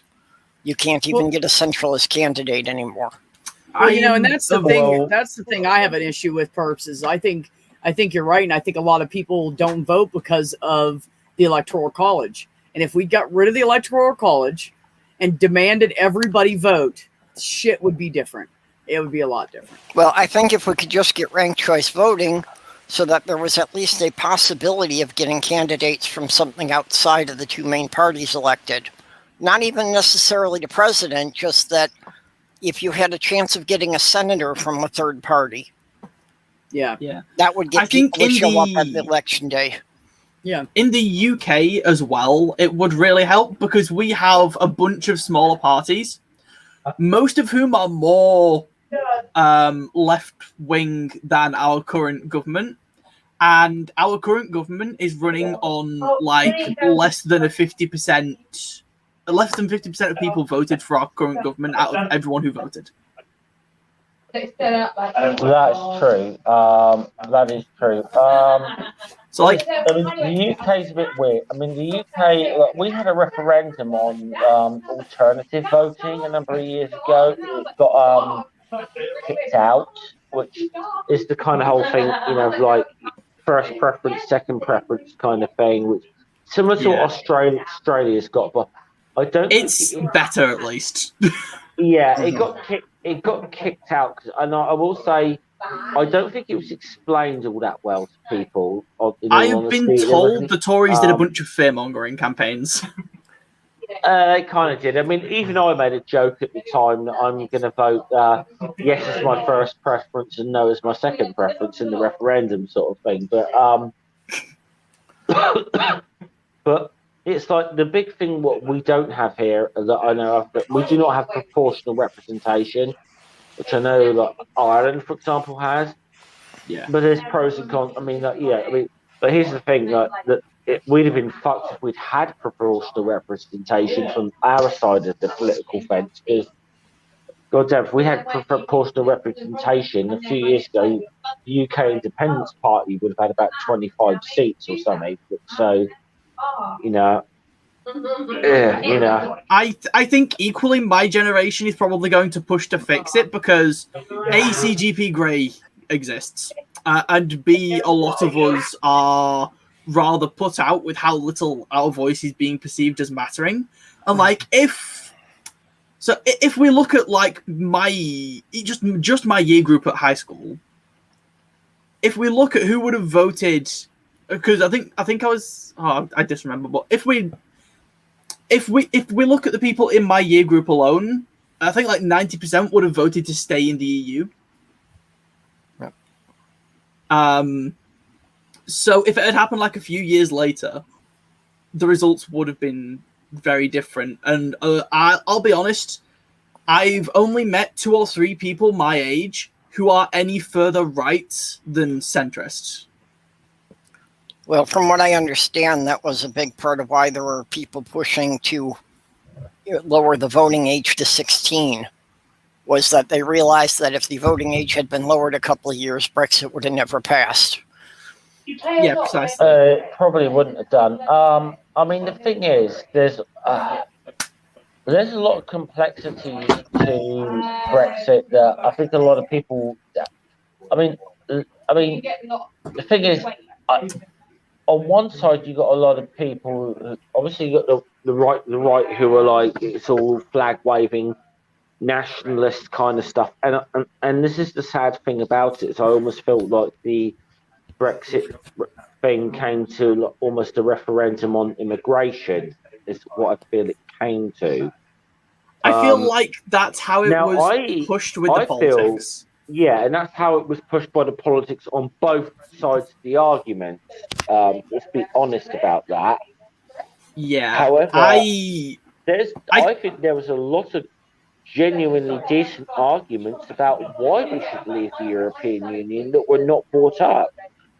While I agree with you, I think that if you want to look at the nuance of it equally, I've only heard of maybe a couple of, say, for argument's sake, economists, because the economy was like one of their big secondary pushes.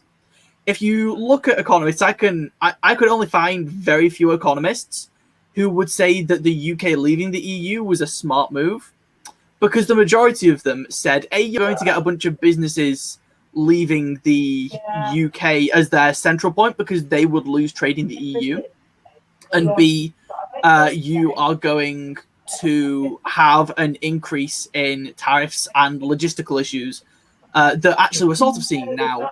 But the majority of economists said this, and if these economists had been platformed, that could have changed a lot.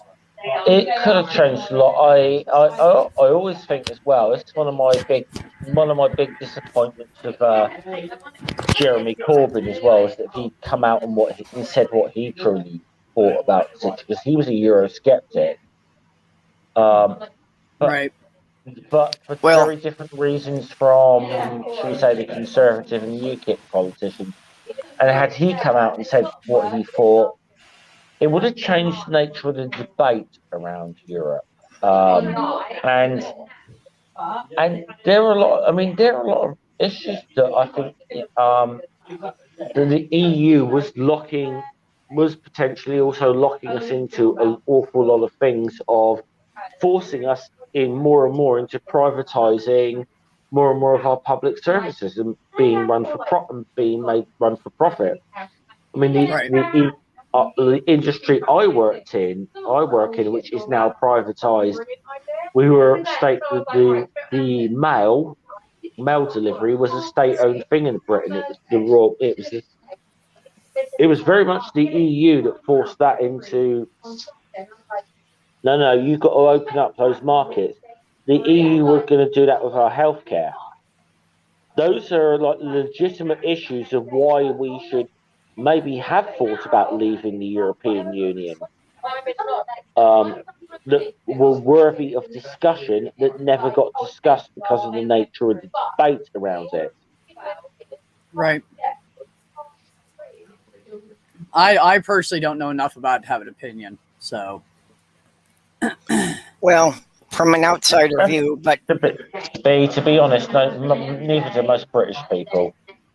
Yeah, from what I saw, it looked like the Brexit had a. Oh shoot! I just lost the word, but yeah, not a very realistic view. That they thought it was somehow going to protect British businesses, but they didn't think it was going to affect British businesses being able to, conduct business in the EU. That everyone in Europe was just going to be fine with the British putting restrictions on them, but no other countries were going to put any restrictions on England. Right. Well, my favourite quote about this is a conservative MP called Nadine Dorries, who's she's probably about the closest thing we've got in Britain to Marjorie Taylor Greene. She's not quite as that insane, but she's pretty fucking mad. And she kicked off about one of the deals. She was pro Brexit, okay, and she kicked off about one of the deals that was originally signed about our deal to leave the European Union. This Brexit deal is a disgrace. We don't even get any seats on the European Parliament anymore. And I'm like, well, what the fuck do you think me leaving the EU fucking meant? I think the other thing that really bugs me about I mean, to give America to perspective, let's say, like if your state that you lived in decided to secede from the union and set up its own republic, you'd be you'd have people kicking off because they don't have seats in the House and in the Senate. It's like, that was the stupid shit she said. I think that and I tend to, this irritates some people, but I think Brexit could have worked if they had planned it properly. But in order to do that, you would need to work out something that you can export, probably for argument's sake, software. And then you would have had to push that at least 5 years before you actually activated Article 50, so that you had a workforce who'd been encouraged to go into, say, for argument's sake, programming. And then they would have the ability to export goods to other countries, and the export would be relatively cheap, but with a pretty high return, which would have allowed the UK economy to not have been impacted as badly. But they didn't think that sort of stuff through in terms of, I mentioned listening to economists, and while the economy certainly wasn't the only factor, for a lot of people who at least I spoke to, it was a big factor. And they decide, so many of the decisions that were made seemed like they were made against the advice of the experts. And economics was one of those places that I feel it was glaringly obvious that we could have had workarounds. And like, the UK has pushed back before on stuff that the EU wanted to do. We still have the pound, for argument's sake. But there's a lot of different factors that if they'd been accounted for, it could in theory have worked. But they didn't, so it hasn't. I really don't see how it would have worked because, in the end, you were cutting British businesses off from a larger market. This is true, and this is one of those, it is weird and complicated, but you could, for argument's sake, if you spent the time making yourself more economically strong, or if you built, say that the UK had been built up over the course of a few years to be more of a trading hub, to make it more accessible from non-EU places to access the EU, that would incentivize the EU to create a better trade deal with the UK. And then you'd obviously want to try and have some sort of provisional idea of a negotiation before you even went into discussing Brexit. But that's one of the other things that happened, was that Article 50 was invoked before a deal had been arranged. And because of this, the UK had a time limit to come up with a deal. So the EU, if they didn't like the deal, could just say no. And it put a lot more bargaining power into the EU's hands. And it wasn't even a secret that they were doing this. This was a thing they acknowledged with graphs, effectively. So just... See, you guys are telling me all kinds of stuff I've never even heard of before, so I'm just listening. Fair. When Brexit happened was when I decided I wanted to be at least politically literate. Right. Yeah, see, over here, it's not really going to matter. There's so much fucked up shit going on. It doesn't really... Valid. Doesn't really... yes, I agree, Maya. Bigots are stupid. Yeah. And you can take that to the bank. Bigots are stupid. They are non-thinking, non-logical, idiotic people who just want to spout shit without fucking even looking at it. And, really, just more than that, just being prejudiced against another human for any fucking reason is fucking stupid. And people really... look at me sideways in the atheist community because I'm like, I'll talk to a Christian. I won't talk about religion with them, but I'll talk to a Christian. It doesn't bother me. And they're like, why would you do that? And I'm like, because they're human. And maybe they just don't know and they're uninformed or uneducated. And maybe they just need somebody to say one thing that makes something click in their head that makes them go, oh, shit. And, just like I think some people are too deep into atheism to the point where they're becoming toxic. Those people need to fucking, they need to check on themselves too. Because they're so deep into their own atheism that they hate everybody. I'm like, how are you better than a fucking Christian? You're doing the same thing for a different religion. And I am not okay with that shit. Jonathan! Oh, hey, Jonathan. I think Jenny's Ko-fi has been pinned.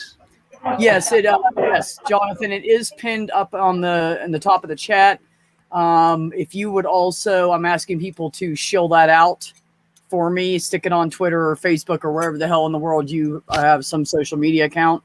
When we get done with this later, I'm also going to put something on TikTok as well, because there are lots of strong, caring women on TikTok that will help with that as well. So I'm gonna talk to a couple creators on there and see if I can get on there. Do you just have her Ko-fi there, or do you have her PayPal?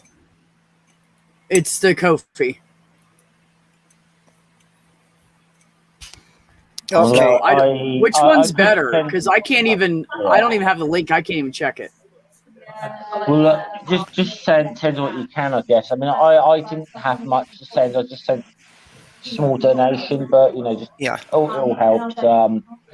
That's the Ko-fi's fine for small amounts. For larger amounts, the Ko-fi's a little clumsy.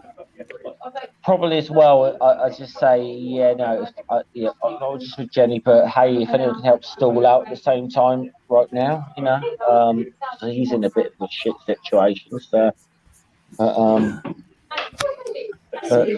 okay. Well, there's her and PayPal. Also, just so you guys know, they're about to do a stream for Stool. Stool needs like $300 or he's going to be homeless. So if anybody wants to go over, Amanda's going to start it here in a few minutes. If anybody wants to go over there and grab that link and shill it out as well, definitely do that. Or if someone can bring it over here and we can throw the link in our chat as well. Thank you, Jonathan. I appreciate you, sweetheart. That's amazing. Thank you. He donated and tweeted it out. So thank you, Purple. There you go. Let me change that. Let me put that chat or pin that up there. That'll be easier. Yeah, I mean, that's really why we're here today. That's why I'm streaming on an odd day where I never would be on YouTube, and I'm usually sitting here getting extremely fucking high and chilling. But sometimes people need help, so that's also that's why I don't know about Ko-fi, but PayPal, you actually can make a contribution even if you don't have a credit card. That you can give it your email and your bank routing number, and they can take it from a checking account. Oh, really? Oh, that's amazing. Okay. Yeah, I don't have a credit card per se, but I do have it's a separate bank account and then a debit card, and I can hook up my separate bank account to my PayPal if I want to. Okay, gotcha. Let's see. Something. Yeah, so PayPal just takes more different forms of payment. Yeah.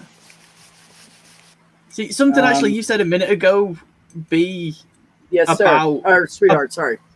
Wrong person. Thought it was Jeff talking. I wasn't listening. I'm sorry. Go ahead. Something you said a minute ago about being willing to interact with kind of whoever, including Christians. Yeah. It's so weird to me that people won't. I know. I don't understand what the fuck. How do you get someone else's perspective? How do you broaden your mind? How do you... The bottom line is we're all fucking human here, man. That's the bottom line. One of my closest and longest standing friends at this point is a Christian, And I've watched him explain what non-binary means to his conservative Christian parents because he gives a shit. And I think next month maybe I have a friend Eddie who runs a Christian podcast, and I'm just gonna go on there and chat with him for a bit. I'll say something today that I never thought I would ever share a link to a video by these two, let alone be halfway supportive of them. Oh, yes. I yes. shared a link to a Paul and Morgan video today. Oh, did you? And I was somewhat on their side. I mean, now I'll just say there was two flows of bullshit going on, and theirs was maybe a little tamer than the other person. But they actually called out Jesse Lee Peterson on some of his misogynistic shit. Oh, really? Yeah, I mean, they actually did that and had a conversation with him. And I mean, there was one point where, like, Jesse Lee Peterson just sort of was just saying this really misogynistic stuff about women, where, like, you could see Morgan was, like, trying so goddamn hard to, like, not fucking flip out. But right. I guess even those two have limits. Yeah, they do. And now, I mean, their views and ours are, like, way apart. But the impression I got from that whole interaction was that I kind of got the feeling that Paul and Morgan would be willing to have an interaction with even our side and at least have an honest conversation where obviously they had a conversation with Jesse Lee Peterson, who is not interested in honest conversations. He's and you know, he got to that certain point with Paul where he's like, "You're a beta," you know. But so I guess I gained a marginal amount of respect for the pair of them for doing that. As much as I still think a lot of the shit they put out is bad, and I was like, oh, well done. I'll give you props on this one thing. Well done for taking Jesse Lee Peterson's task on some of that shit, you know. Right. Yeah. Deeply misogynistic, woman-hating shit that he was putting out. And when they said, when they actually said at the end, says, "Listen, we are Christians, and I don't feel we can recommend you to our audience," you know. It was, yeah. So I gained a marginal little bit of respect for those two after that, and as much as I dislike the shit they put out, and there is a lot of problematic stuff. I did get the feeling that I think those two would be willing to have an honest conversation with people. Right. And I'm not suggesting we necessarily, if we had an conversation that we changed them or they changed us, but there would be an honest dialogue there at least, which, you know, I just thought, oh, wow, I gave this slight level of respect then that I didn't have before. So. Yeah. Yeah, world is a crazy place, and that's the bottom line, folks. It really is. Also, it amuses me that we have Jordan Peterson and Jesse Lee Peterson, and the two of them should totally have a conversation. Oh yeah, why don't they know each other, right? No doubt. That would be bizarre to see. I mean, I will say this. I think Jesse Lee Peterson is a bit of a Poe in a lot of ways. I don't think he really believes half the shit he says. And like I said, he doesn't really have conversations with people because, like, if people answer one of his questions, he'll ask the question again until he keep asking the same question until he either gets the answer he wants or whatever. But the thing where I thought what made me think Jesse Lee Peterson's a bit of a Poe is when he had Mark Sargent on his show. And Mark Sargent gave his whole spiel about why the Earth is flat and how NASA have lied to us and all, blah, blah, blah. And Jesse Lee Peterson's response to after that was amazing. Mark, do you smoke marijuana? That was his response. And I was like, okay, you're a troll. It's just like the whole thing. You were trolling people now, Jesse, you know. Sorry, that was the whole response? Yeah, it was the whole thing of Mark Sargent gave his whole flat Earth NASA conspiracy stuff. And then Jesse Lee Peterson, the only question he could ask was, do you smoke marijuana? Which was just, it was just the whole thing of like, what's that got to do with the price of rice in China when you're talking about religion? No, I've known plenty of people in my life that were religious people and they smoked pot. A lot. No, but the whole thing is that basically, you know, what he's basically saying is his whole thing is saying like, are you on fucking drugs for the shit you're saying? Is kind of what he was getting at. That's kind of what he was getting at there with that. And well, he's pretty stupid because I think better high most of the time. So yeah, yeah, but yeah, this is. But yeah, you get what I'm saying, which just kind of makes me think Jesse Lee Peterson's a bit of a Poe. You think? Yeah. Well, yeah. There's a lot of fucking stupid people out there. But Jeff, you know that, don't you, buddy? I'm never sure who's a Poe and who isn't. I've complained about this a couple of times, but simply because of my boyfriend's mum. Because she takes seriously everything from anti-vax to flat Earth to Jewish lizard people who run the secret global government. Wait a minute, I want to work with lizard people. Sounds like fun, man. The only problem I have with it is I get hot easily, and if they want the heat lamps on, I might not be able to work around them. Yeah. Yeah, being that they're cold-blooded, you know. Yeah. But the amount of conspiracy theories that she believes, and some of them are contradictory. Equally, she's like a crystal healing person as well. Really? Yeah.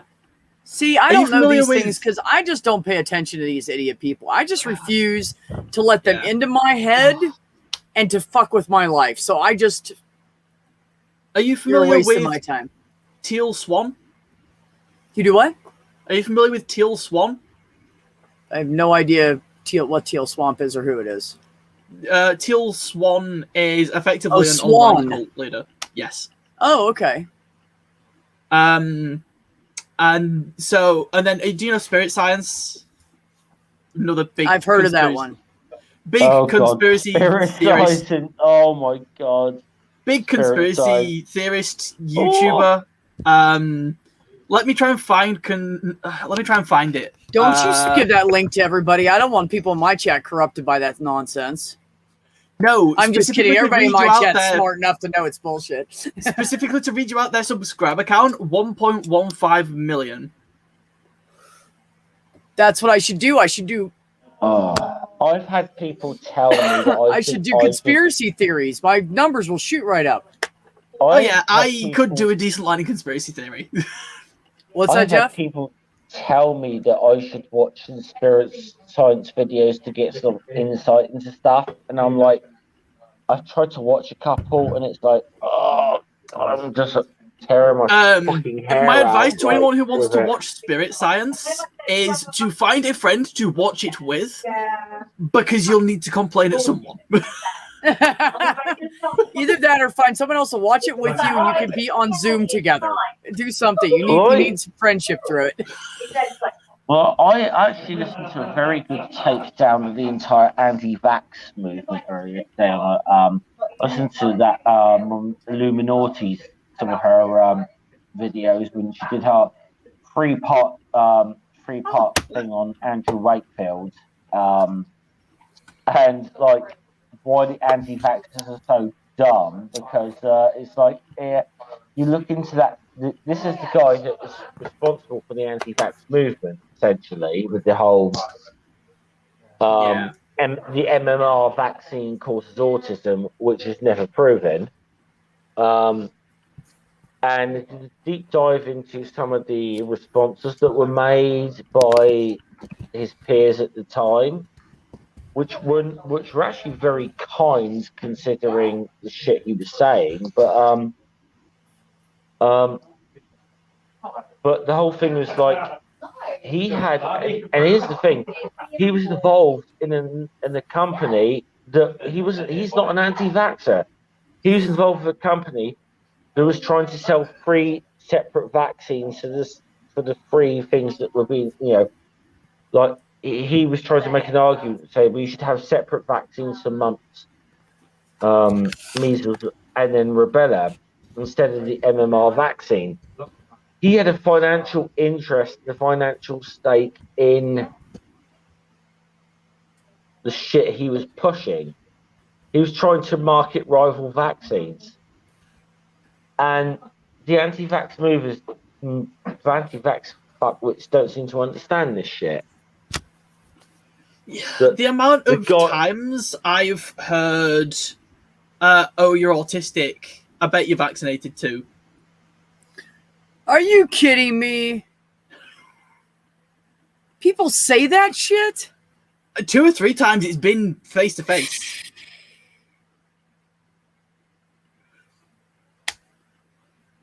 And like it's not been often face to face at all. It's mainly been internet people. But there have been a couple of occasions where an anti-vax mum has found out I have autism and blamed it on the fact I'm vaccinated.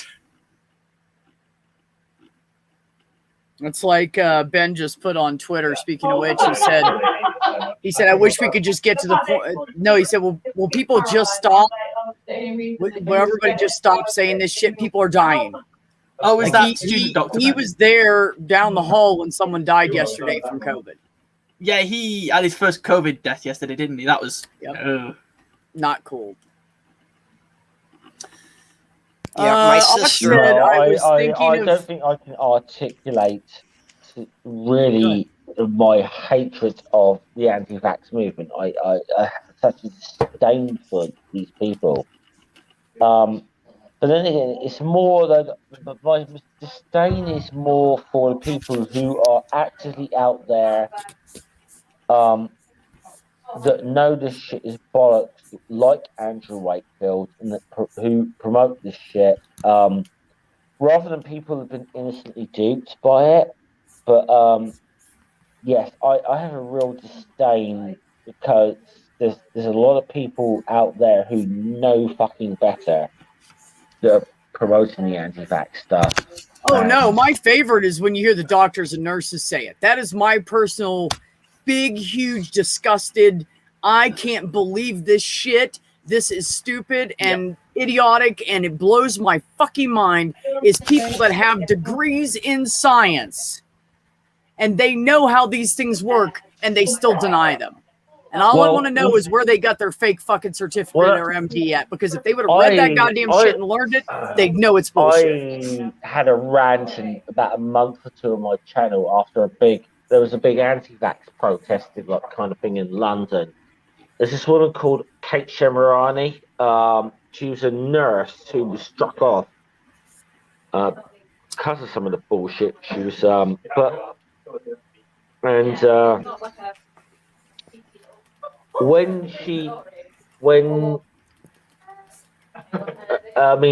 she's into every goddamn conspiracy theory imaginable, including the fact she's pretty much an anti-Semite. The whole thing's a Jewish conspiracy kind of shit she pushes. She gave this speech in London in Trafalgar Square in front of 10,000 people, saying about doctors and nurses and effectively comparing them to Nazi war criminals. And the whole thing just made me sick, and it's like, how did we go from in the UK from a year and a half ago to where we went out on the street every week during the first lockdown and gave a minute's applause for our healthcare workers, to somebody getting a massive round of applause for comparing doctors and nurses to Nazi war criminals. And I'm like, what the fuck has gone wrong with our country where that's acceptable? What's gone wrong is they're expected to do something. Yeah. But you know what I mean? You Hold see, on, I you know gotta what I'm say, saying, Sam? You know what I'm saying, Sam? A year and a half ago, we were going out on the streets every week and giving a round of applause to our healthcare workers. Yeah. And then, what were you about to say, B? Thank you. Yeah, pause just a second. First of all, I want to say that Ox said, I think I could get the anti-vaxxers hooked on mad cow vaccines. Is it a virus? And Maya, I believe, said, well, just tell them it's for mad cow disease and put the vaccine in it, which is not a bad idea. And then I just had this brilliant thought. So this is what you do. You take enough of Cialis or any other kind of impotency drug, and you sprinkle it in that shit and give them that so their dick gets hard and big after they get the vaccine. Everyone will get it. Everyone will get it. All you have to do is put something else in it for women. There's women's pills that will make them orgasm better, increases blood flow to their crotch. Put that in the ones, I'm sorry, male or female? Male. There you go. You're fucking vaccinated. Everyone would fall for that shit. And it wouldn't have to be FDA approved. You could have Joe Cool get some guy in Chicago to sling it off the street, and people will buy it if they think this is going to make their dick better or an orgasm better, because that's where their fucking brains are. They're like Neanderthal fucking idiots that cannot think beyond their basic cishet white needs. Anyways, okay, I'm done ranting. I'm going to have to drop out. And thanks for having me on. Great to talk to you again, B. Sam, it's been too long. Back at you, buddy. Sam, it's been too long since we've spoken. It has. It's been too long since I've been around. I've had a bunch of personal bullshit come up one after the other. Yeah. Oh, it's good to speak to you again anyway, my friend. Back at you, buddy. Good to see you. Yeah, thanks for having me on, B. I'll see you later. All right, buddy. Thanks for stopping by. I appreciate you. Yeah. That is a valid point. Sex repulsed daisies may not appreciate that. Yeah. The simple solution to that. But it's okay because the anti-vaxxers are a bunch of fucking like proud boy, stifled women, proud girls, whatever you want to fucking call that. And I guarantee you that they would never admit that they were ace, even if they are. So they would go get the vax because their buddy did. I don't think it would matter with them. Because for the like 3 people who it would prevent them getting it, just give them a pizza with the vaccine shot. Yeah. Like the amount of and that's partially a meme from just give them the one without it. Yeah, give them the one without and then give them a pizza. See, but the thing is most ace people I know are not wrapped up in that shit anyways. They are logical thinkers because they have sat there and thought through their lives and decided, this is me. I am not like every other person out there. They've not been distracted being a horny fuck. Yeah, so that too. But I think garlic bread is a good solution to pizza. Good option besides pizza. Yes. To the person who made that comment, yes. And if you get the cheesy garlic bread that's really fresh out of the oven, that's the fucking shit with the right cheese on it. Anyways, so I think that ace people, I don't think there'd be a lot of ace people out there claiming anti-vax because most of them are logical thinkers and most of them are secular type of thinkers and they don't fall into that bullshit. I don't think. Because if they fell into that bullshit, they'd be still like trapped in a fucking cishet or whatever world trying to act like somebody else. I have a friend who is asexual and she, like her career path that she wants to follow is being a missionary last time I spoke to her. See, I'm such a fucking dude. I went right to the missionary position in my head. I'm sorry. You're all good. But no, she wants to go be a missionary in like Africa or somewhere. Yeah. Which while I wouldn't mind, it's really, really frustrating to me how blatantly bi or pan romantic she is, but she's so Christian she can just about acknowledge that she's ace. Because, like, the amount of times that she's excitedly brought her phone to me to point out how pretty a girl is. And she'll do the same with guys, but it's like, do you not see this? No, they don't. That's the problem. No, in fairness, though, it took me until I was about 15 to realize that I was on the asexual spectrum in the first place, so... There you go. Yeah, I just don't know why anybody, speaking of which, I don't know why anybody cares what other people do.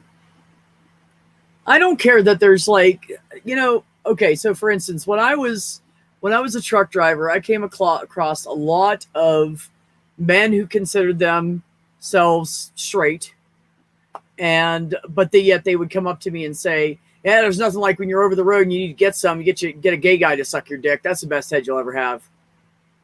Oh, so you're bisexual? Oh, fuck no, dude. No, fuck no. I'm straight. Oh, that's the best shit. No, you aren't, dumbass. Like, I have a friend who, like, if I wearing like a loose top with a bra, I will catch him looking. I don't pass comment, but he knows I know. And the things he says keep getting progressively less straight sounding. So a few months back, he said, I don't know why everyone around me is coming out as trans or queer. And it's like, okay, you'll get it. And he said to me 2 weeks ago, about roughly, I've been thinking recently, I need to experiment at some point. Jenny! Hi, hey, honey. Jenny. Hi. I'm glad you're finally able to make it. How are you? Hello. I'm all right. I'm sorry. I had laid down to take a nap because I got up way too early today, and I just sat down and just got up now. I'm sorry. Oh, that's okay. That's okay. Naps are good. Yes, they are. Enjoy your nap. That's the best part about being retired. There you go. Yes, Ox, it is the chemtrails. Absolutely. Oh, Absolutely. see, there's another one. Ugh. I know, right? Cringe. So There's another cringy. one that my boyfriend's mum believes. Oh, really? Yep. The Texas boyfriend? Yeah, I have 3 partners, course. a boyfriend, a non-binary partner, and a girlfriend, so... Well, it's nice that you take one of each. It's Sam's all spreading the love. Sam's not shy. they're all long distance at the moment, though, even though 2 of them in theory live close to me. Hey, Sam, I haven't talked to you in forever. Do you even know what's been going on with me? I think the last time we spoke, you said you just got a new job. Okay, so I just came out as trans and I did my first T-shot on this past Tuesday. Yes, I was around when you mentioned that you'd taken your first T-shot, and I saw the him, and I was like, oh, so trans man then, as opposed to question. Yes. So, yes. Enough of living like somebody else. I'm done with it. Between people like Jenny and Purple and Ben and the people I've met around here and, all the support and love I get through work and everything. I mean... It's like I said on my TikTok, I literally said, this is the best time for me, and I'm going to do it. This is like literally, I don't know how anything could fall into place any better right now. hell yeah. Well, welcome to the community, as I've not said it yet. Thank you. And the cool thing is so while I went to get to my testosterone, first of all, let me say it took like 2 weeks, and there was 2 weeks of hell. Just a whole bunch of shit happened. The machine at the lab broke down, so they couldn't test hormones. My doc was waiting on the hormone test. Finally, I convinced her to fucking fill it, and she forgot, and that was on a Thursday. And then she filled it on Monday, and then that pharmacy was out of it. So I had her send it on Tuesday. I had her send it to a different pharmacy. They told me twice that they never got it. I called them. They said they didn't get it yet. I drove down there because they're only like 4 blocks from where I work. I drove down there. Oh, we didn't get it. I went back to the office. She was still at work. She was on the phone with a patient. I waited for her to get off. And I said, hey, send it over to this mom and pop pharmacy. I called them. They have it in stock. I'll just go get it from there. I'm not dealing with these big name, It was CVS and Walgreens. They are fucking horrible. I hate those goddamn pharmacies.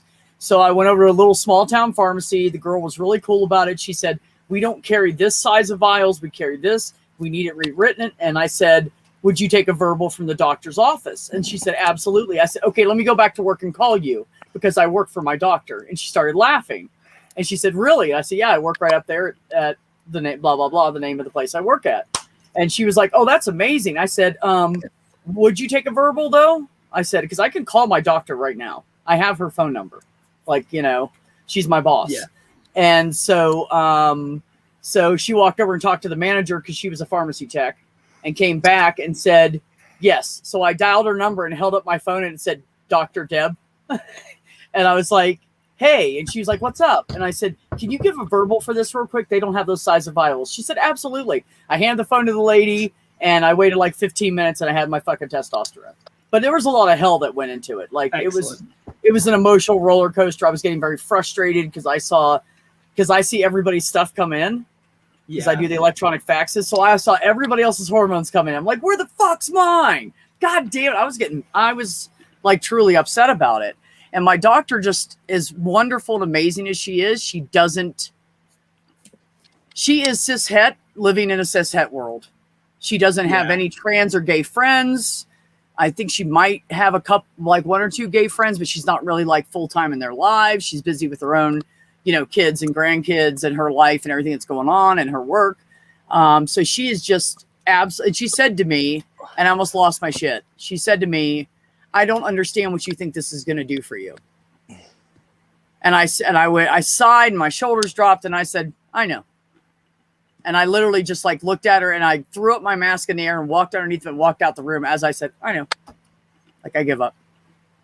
I wonder what the odds are that any given cis person in North America has a trans person as a friend and either does or does not know about it. And how does that change? It's statistically very likely, in the same way that it's statistically very likely the average American knows a pagan or atheist but doesn't know it.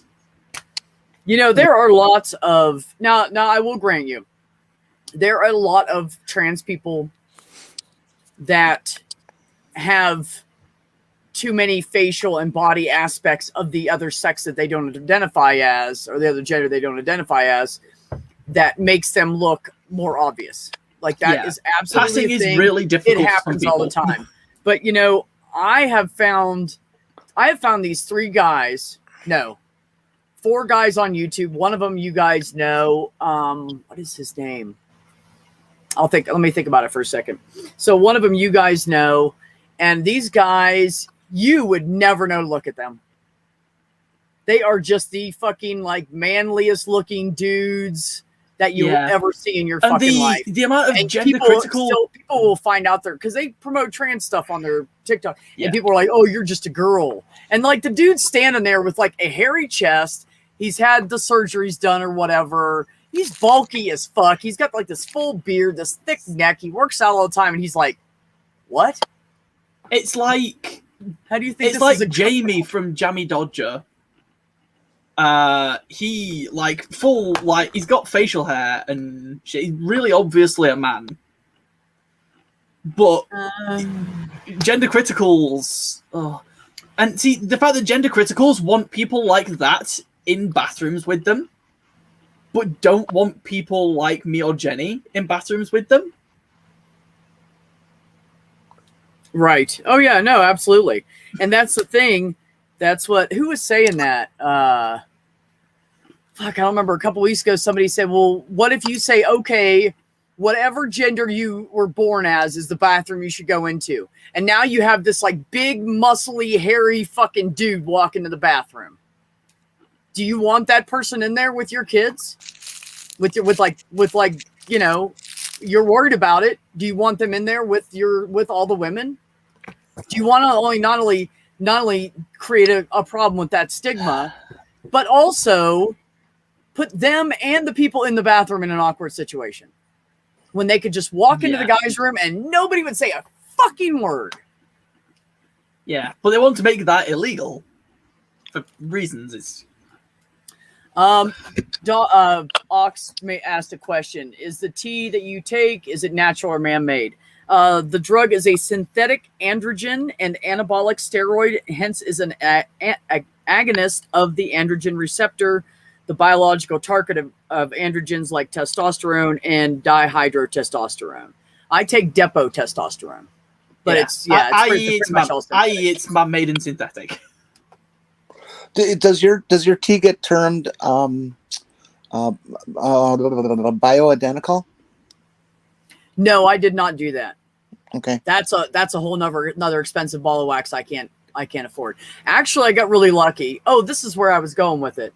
So the testosterone, when I went and talked to the lady, she's like, once you open this vial, you got to waste it. And I was like, that sucks. She said, well, that's why we carry the smaller vials, not the vials she recommended, because that is so much of a waste. You know, you waste like 3 times as much. So we get the smaller vials. So you can do everything to the top max of testosterone that someone could be prescribed. But if you waste less. So I talked to Ben about this, and Ben's like, you don't have to waste that. And I was like, well, that's what she said. I thought maybe it was a temperature thing. And he's like, no, just take it out, use it. And before you use it every time you use it for an additional time, make sure you wipe off the front with an alcohol pad. So there's no germs on it or anything. Oh, I said, well, I knew that. So now I just got, they gave me a month's worth, but technically I have almost 4 months worth for $25 because my insurance actually covered it, which is amazing. That's certainly not bad.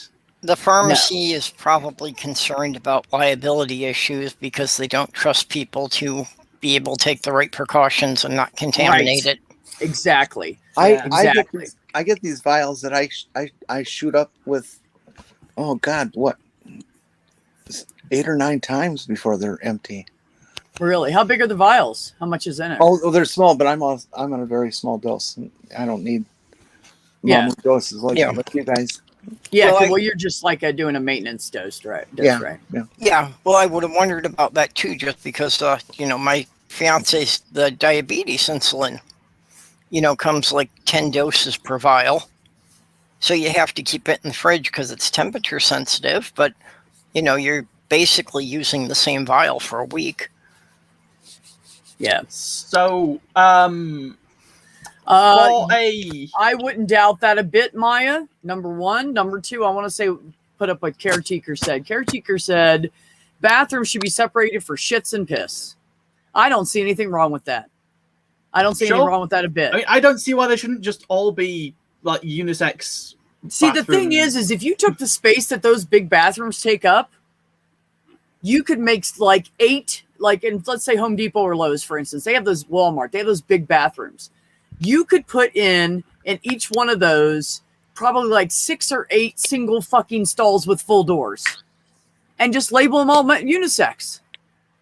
If you put an actual room in there where people felt safe unclothing partially to use the bathroom, no one would give a fuck.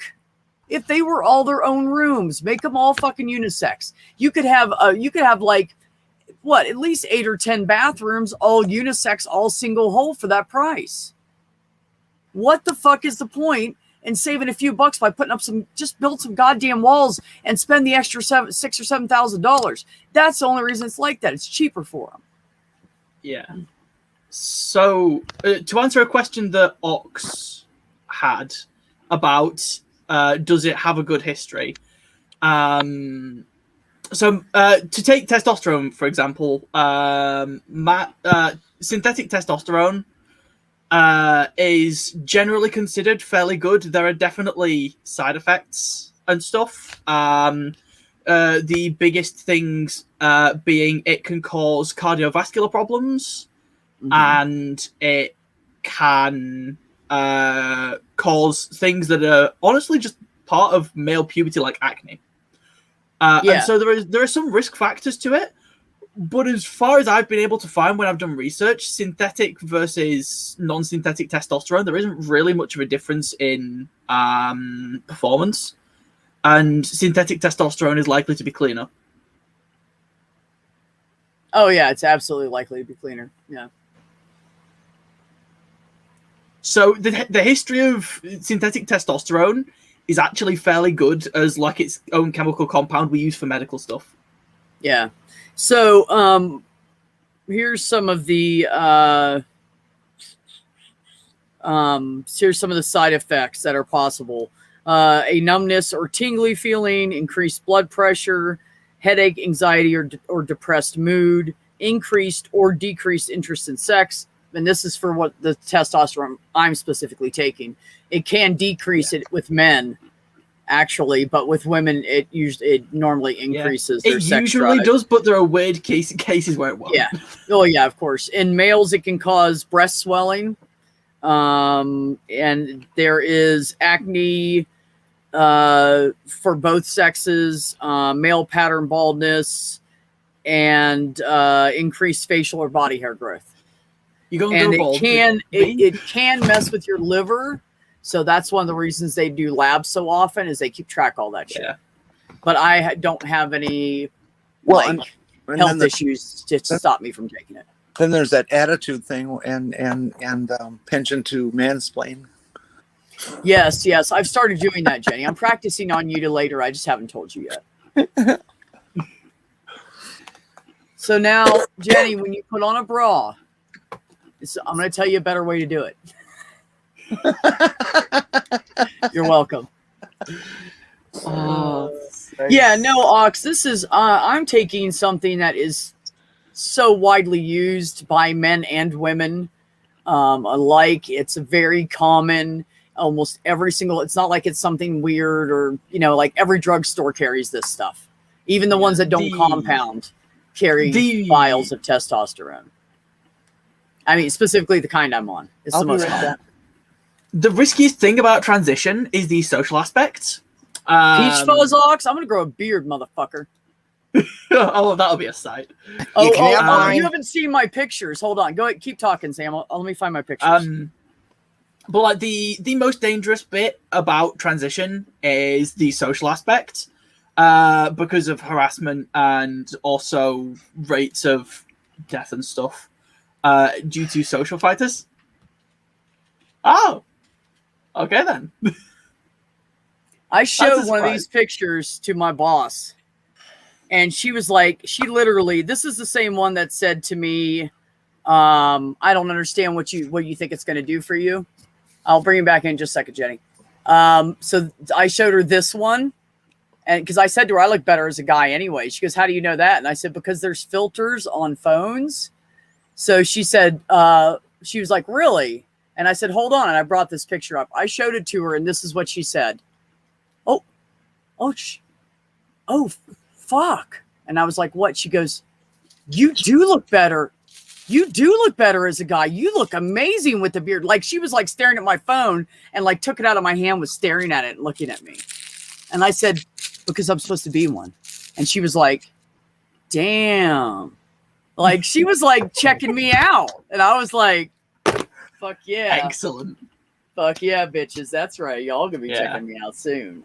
No. So after the social aspect, then you've got the surgeries for surgeries, they're relatively low risk, but they're surgeries, so they are higher risk than testosterone. Well, the breast removal is not as severe of a high risk. The bottom surgery is very risky. There's lots of nerves, there's blood flow, there's all kinds of stuff going on down there.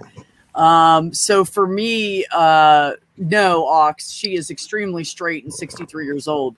But I tell you what, she is a sexy fucking woman for 63, almost 64 years old. She works out every morning. Her body looks like she's like 35. She looks fucking amazing. And she'll come in sometimes. She came in this one, like when I first met her, she was wearing like long skirts. And so like my fourth day at work, she comes in like a shorter skirt. And we were sat down to a meeting, and she sat down across from me and like crossed her legs. And I looked at her fucking calves and everything. And I just wanted to like touch it. Like it looks so nice. You know what I mean?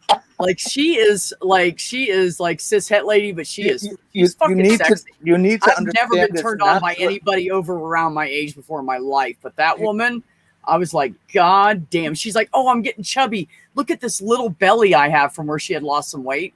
she's got like a little pouch there that kind of comes and goes with, I think it's fluid retention. And she goes, look at me. I gotta, and I was like, and I stood next to her and pulled my shirt up and flopped my belly out and said, you want to talk shit now, lady? And she started laughing and covered her shirt, covered her stomach back up. I'm like, shut the fuck up. Oh, guess what I did today, everybody? Ready? I went down to Planet Fitness and signed back up. I got another membership. So what I'm going to start doing is I'm going to start out with every Tuesday and Thursday. Well, actually, I can do it anytime. I'll probably start out 3 days a week, and I'm going to go in before work because they're open 24 hours from Monday at 7 a.m. until Friday at like 9 p.m. or 12 midnight maybe. And then on the weekends, they're only open for like 12 hours, 7 to 7. Are you going to do weights? I like to go in first thing in the morning when no one is there. That's what.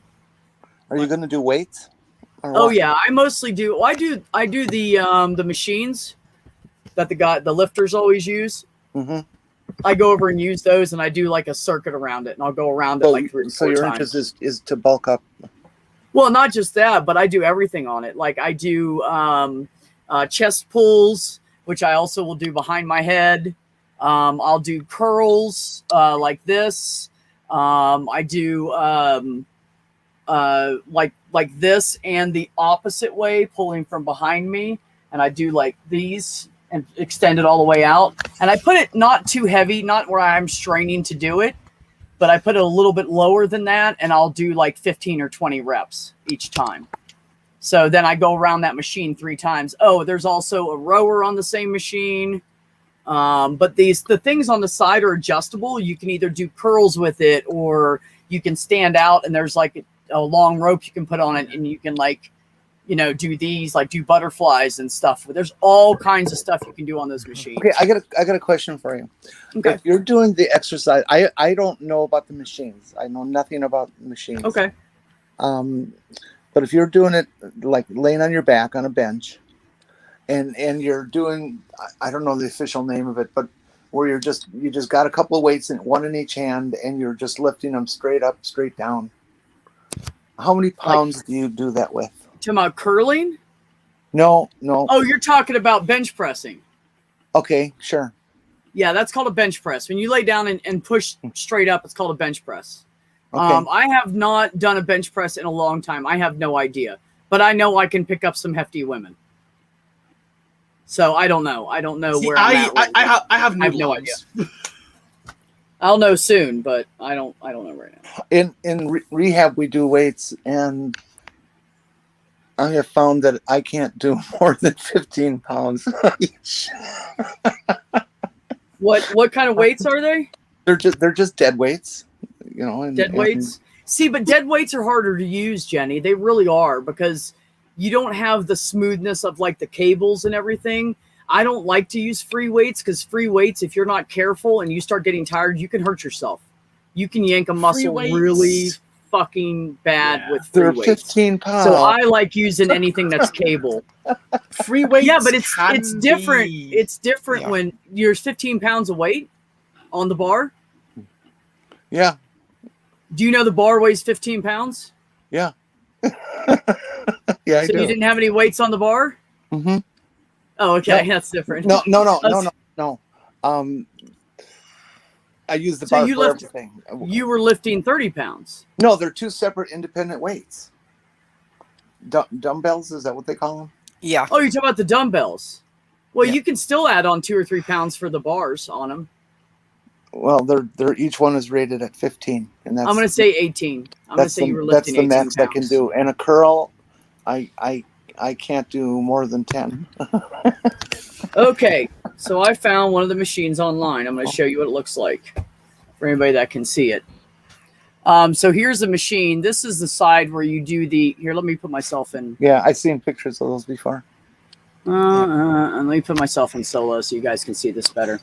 So these are the machines, and every side. This is just for the like you can stand up and do them, or you can sit down and pull straight down, or you can stand up and go out and pull against your chest straight towards you, or whatever. Mm-hmm. And then over on this side where that guy's standing at, that's the one. Those are fully adjustable.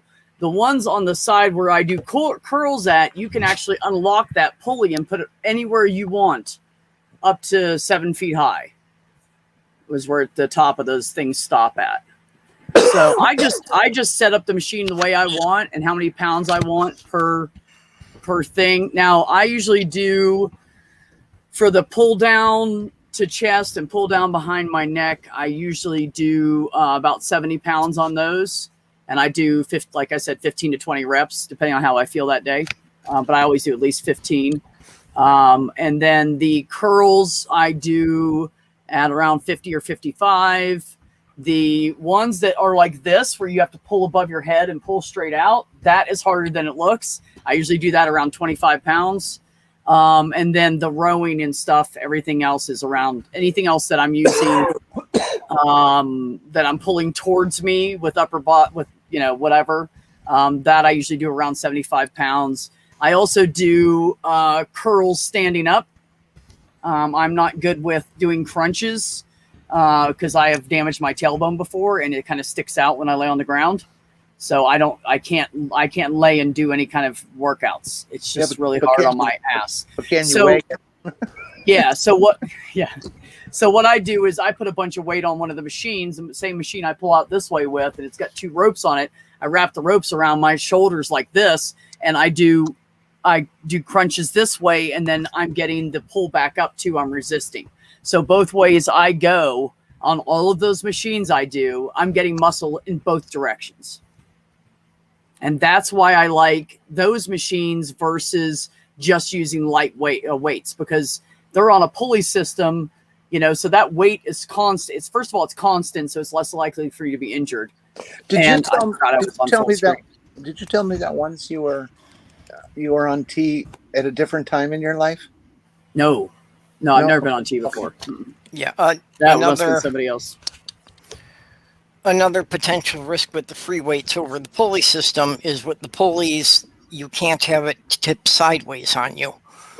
Yeah. Yeah. I've seen that happen to people lifting, that they just went a little bit to the side and the whole bar just tipped sideways, and sometimes just knocked them off the bench, sometimes dropped right across the chest. Yes, and you can that's why you're supposed to have a spotter. But now Purple, they have another set of machines that are for squatting and bench pressing. And so if you drop it fast, if you drop it too fast, the things on the side catch. So it's like rigged up on this cable system that if you drop it too quickly, the side things will catch. You can set it to any height you want. Like if you're doing squats and you want it to be higher up, or if you're doing bench presses and you need it lower down so you can get fully down to your own chest when you're benching.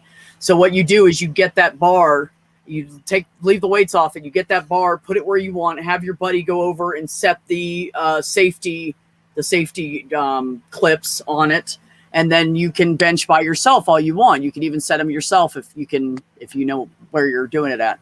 But so that way you can't get hurt by them anymore. You can't destroy your back when you're doing squatting, because you could, but it's not going to fuck you up. Like my brother went to do a squat and he wrecked his fucking back. Richard did, because the things weren't set on it, and he didn't know how to use the machine and everything, and it dropped on him. Insofar as dead weights have advantages, like they are obviously like smaller, cheaper, and more portable. Right. Equally, if you they are easier to fuck up with in terms of technique as well.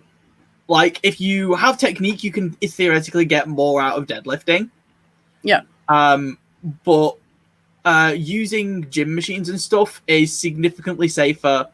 They usually have a higher setting than most people have in dead weights, so it doesn't really matter. Damn it, Ox! Did you really take my brother's beard and put it on my face? As Ox sent you a thing. You should have made it just a little bit smaller, though. But you know what's fucked up is how much do I look like him right now? A lot. You do is the problem. You know the only difference between him and I have dad's nose.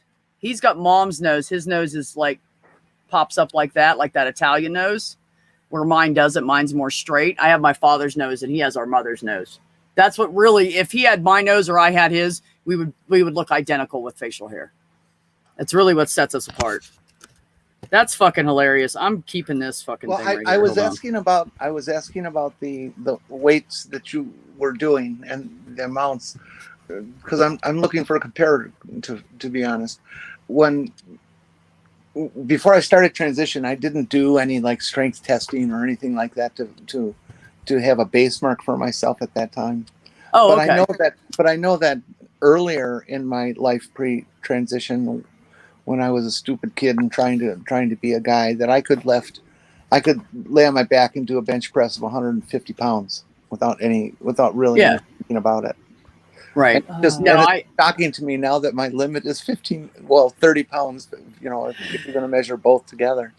Right. I don't have a comparison. And honestly, I'm not trying to sound like I'm cocky or anything, because I'm not, but every woman in my family is very muscly anyways. All they have to do is go work out at the gym, and in 2 months I'll be bulky.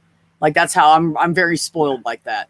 So please do not compare my numbers to yours when I'm telling you 50 and 75 pounds. Not a typical woman cannot go out there and lift that shit. So don't dog yourself for starting low. It's absolutely fine. You'll build up. You'll get better at it. One day you're going to be like, hey, guess what, B? I'm curling 50 pounds with the machine now, you know, or something. So you don't cut yourself short on it.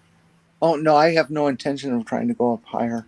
I was doing weights because I was required to. I can't stand them.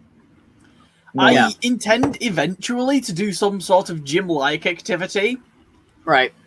Equally, right now, my main mode of exercise is, fuck it, I'm going to go walk around the lake for 3 hours. Right. And, like, I will probably end up working out which machines to use in what proportions to get a relatively feminine muscle proportion. Besides which, muscle doesn't show on my body. Like, I can lift a partner in one arm, but I have noodle arms. Yeah, you're wiry. You're just built skinny and wiry, but it doesn't mean you're weak, right? Yeah, like, I went to the gym for 6 months at one point as part of a therapy thing. And I put on a little bit of weight. Like, I got significantly stronger, but I put on minimal weight. Do you have chicken wings? Well, yeah, Sam? that's because the thing is, here's the things that kills me about people. They're like, oh, I've gone to the gym for 3 months and I only lost 2 pounds. Well, because you're gaining muscle mass. You have to account for that. Yeah. So if you lost 2 pounds, that's good. You're probably losing fat. Sam, Hi, Ben. Miss you, buddy. Hey, Ben. Sam, do you have chicken wings? I don't know. He better not bring on some good food. I'll fucking kill him. No, I'm kidding. No, not that kind of chicken wing. The fat that if women hold out their arm and they got that fat below their bicep. The loose skin under. Hold your arm out like this. Jenny's talking about this. Like, I got a little bit of it right here. This. Yeah, but yours isn't. Yeah. You don't have much. Not much, but you got some. But it really amuses me that if a lot of my family, if they flex, they show off a fair bit of muscle. But if I do it, pretty much nothing. No, you have muscles, or you just don't have any fat on top, making it look bigger. You got girl arms. Yeah, mine's pretty much the same as Sam's. I got girl arms. Yeah, right. I mean, I got that little thing there, though. Look at that. I hate it, actually. Because I like my arms looking more. See, but this is actually, here, that's me flexing. Like, really flexing. And when I work out, my muscle will be up here in, like, 2 or 3 months. Yeah, well. I bulk up easy anyways. And my brother said to me, damn, do you know how fast you're going to bulk up with tea in your system? He's like, dude, it's going to be crazy. Much. Yeah. See, I'm excited. That's why I was like, the planet, paid my dues down at Planet Fitness. I'm going to go 3 times a week. I have this weird thing where, like, my hands are disproportionately big compared to my body. Thank you, Ben. I love you, buddy. But I have big hands anyway. But they're disproportionately big compared to my body. And, like, having long fingers is really useful for certain activities. Yes, it is. Like playing piano. Like Play-Doh, yes. Play-Doh, yes. Playing the piano is what I had in mind, clearly. Ben, you'll get there. But look, you work out way more than I do. I will never be in the shape you're in. Do not worry. You will get bulk soon. Well, Yeah. the Trust thing me. I'm worried about. I'm just lucky. I already had extra testosterone in my system when I started this. So I just had that advantage, that genetic advantage over you. But believe me, I'm probably not going to be able to keep up with you soon. I have this weird thing where, like, on the one hand, I like having big hands. It's useful. On the other hand, I occasionally get dysphoria from it. Yeah. Sam, how long have you been on E? I've not even started it. Oh, you haven't? No. Holy No. No, I'm still on the waiting list. I've got like an 8-year waiting list. holy To start estrogen? For a first appointment to see if they'll let me. 8 Oh, honey, years, I just didn't go know it was that online and bad. get it. Ben, give Sam that information you gave me. I need to speak to Phoebe Rose, actually, because she said she'd give me some tips on navigating the NHS.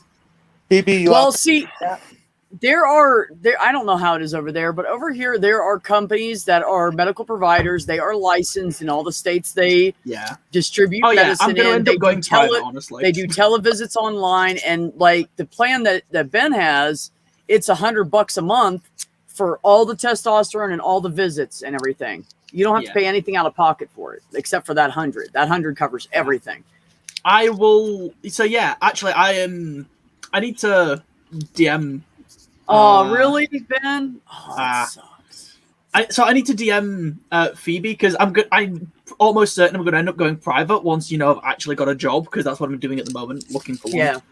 But once I've found a job and I've gotten past the whole trying to work out my finances bit, if I have the money, I want to look at private stuff. Sammy, I'm always considered myself fairly good at being able to visualize how people are going to look as they proceed on through our lovely journey. And honest to God, I thought you were on E, and now that I find out you're not, oh my God, you are going to be so stunning. I know, right? You like are so Sam fortunate. is literally the best person to sit there in the middle and go, what do I want to do? Because I can do either one and do it easily. Because Sam's either going to be a beautiful woman or a cute little hot boy. I mean, either way, Sam's going to look good. Like, fuck you, Sam. I'm either going to be a hot femme or a twink. Porcelain skin. See, my skin is really pale compared to my family's, but significantly darker than all of my partners and friends. It's weird. Damn, did they ever leave the house? I look really pale in this lighting, but my skin isn't this pale, like, when there's natural light. Okay, Ox, let me show the picture you sent me. Hold on. Oh my God, this is what he sends me. Is that Ox? Ox sent me this. Excellent. Because it says just be. Fuck yeah, bitch. That's what I'm going to look like. That's exactly what I'm going to look like. Yeah. No, yeah, I thought so too, Ben, but no, they're not on B yet. I mean, on E yet. On B. Oh, God, I don't even know. Fucking words on. Quit using words that are all rhyming. You guys are killing me. Yeah, no. No. See, I'm worried about working out because, while I would like to lose some fat off my stomach, I'm betting if I keep working out, I'm going to just wind up losing it off my breasts instead.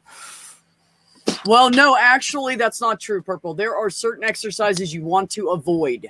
And I'm going to tell you right now what it is. Because when I was in the Army, my boobs were much smaller than they are now. And the reason that is push-ups. So any kind of exercise where you're doing this with your arms, don't do that. You can do curls all day. I wouldn't do bench pressing. I wouldn't do any kind of those things like I was showing you guys. Don't do anything where you do that wing action with your arm. That is what's going to make your breasts smaller. You can do everything else. You can do curls. You can work out your legs. You can work out your abs. Don't just try to avoid engaging your chest muscles in that motion, because I'm like, I was almost down to an A when I was in the Army, and I'm a B. Well, if you think you can target, I'm like a dense B right now, but I was almost down to an A in the Army because I did so many push-ups that my boobs got really small. So I would suggest don't do those. Well, if you got exercises that can target things, what can you do just to flatten your belly? Because that's really the only place Honestly, that I have that's any noticeable There- fat left. You can look up a variety of exercises that target your hip and abdomen area. And actually, like, I know you probably could not do Again, this, not but the hips. Yeah. yeah. Well, but that weight will come natural. It doesn't matter as long as you don't do just squats all the time. There's plenty of abdominal things you can do. You know, you can do like the crunches I was telling you I do, where I pull the weight down with my body and then come back up. That works your core like really hard. I would say do that, because you can do that without doing major engagement on your the sides of your legs and around your butt and your hips, and you will not be using your chest at all. You're literally just using your back and your stomach. Yeah, Ben saying you probably can't the best target thing for you fat to do. loss, and that's generally what. Yeah, figured no, was you the can't. case. No, you can't. You really can't. Go get Because that. I talked to my niece about it. She is a professional trainer. Like, that's what she does for a Yeah. living. She's had a company for like 8 years now, and every year she looks a little bit more amazing because she works out with her clients. And she said, you can't. And I said, well, how do I engage my core more so I can try to get rid of some of this belly fat and engage that part of my body just to work on it more. She said that will help, but it is still not a direct connection to your belly fat. That has everything to do with your diet. But she said, just do any kind of weights. And I said, what? She said, do any kind of weights. Everything you do, you're activating your core. Okay, Unless Jenny. you're like laying down, even if you lay down with one arm and you just do this right now, you could feel your core engaging just by lifting an empty arm. You're always engaging your core when you work out. Okay, Jenny was trying to get in there with something. Oh, I'm sorry, Jen. I was just going to suggest, why don't you get a hold of that old Jane Fonda tape, Buns of Steel? No, Yeah. Purple doesn't want to work out her See, butt. you can actually find specific workouts online for like trans feminine people. So if you want me to try and dig up one of those that I found a while ago and send it to you, Purple, I can. Well, if you send me a link on Twitter, that'd be good. And it's like, I don't really even necessarily need to lose weight. It's just in the wrong place. If the belly would either move up to the breast or down to the hips, either direction would be fine. I relate to that. Like, I do have a bit of a belly, though I feel like it's not visible because I'm skinny bitch. Purple, you could literally do this. Check this out. You could put your arms out like this and then just bend down like this as far as you could go, and then just keep doing that. Don't you dare twerk. I'm not twerking. I'm standing up and squatting so you can see my belly. This is how fat I am. Look at that. These are pants. That's not fat. Yeah. Well, and mine's not real bad. It's just, I would have to wear loose shorts all the time. Yeah, I do. Yeah, see, It that's sucks. So it's just kind of like, even if I could get my breast to stick out further than the belly so that a shirt just hangs, it won't show. There you go.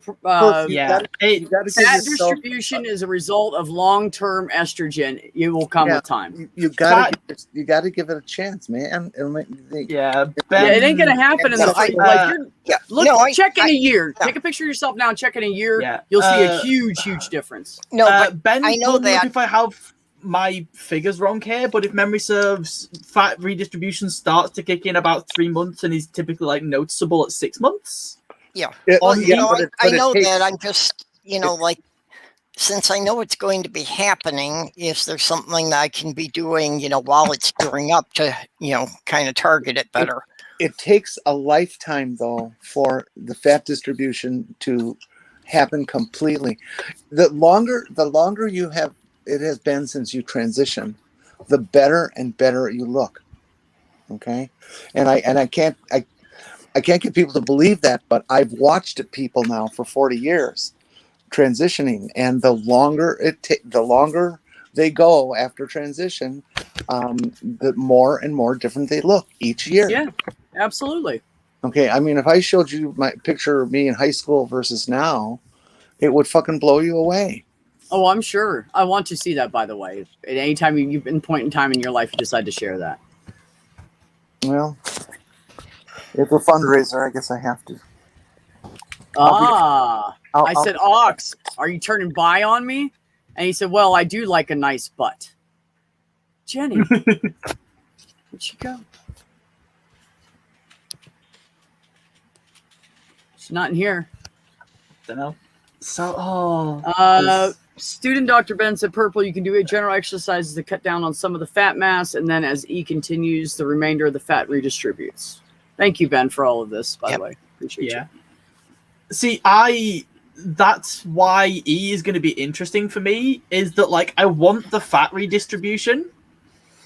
Equally, my, like, eventual thing is I want to be relatively androgynous, but more on the feminine side. So how I work that is going to be interesting, and a whole conversation with some endocrinologists. So basically, you want to look like a chapstick lesbian. Pretty much. Kind of girly, pretty much androgynous, but we'll put a little bit of makeup on. Yeah. Okay. So when you get there, we'll just call you the chapstick bi lesbian. Sure. Equally, I might go for a haircut a bit like you've got once I've started in. I think it's noticeable enough. Yeah. One of the risks of transitioning that wasn't mentioned, mostly for people in the U.S., is bankruptcy. That even if you have somewhat decent health insurance here, there's a lot of things it's not going to cover. Like This right is now, I true. got an estimate that it will probably be about $7,000 to have all my facial hair removed. Why would you need to have all your facial hair removed?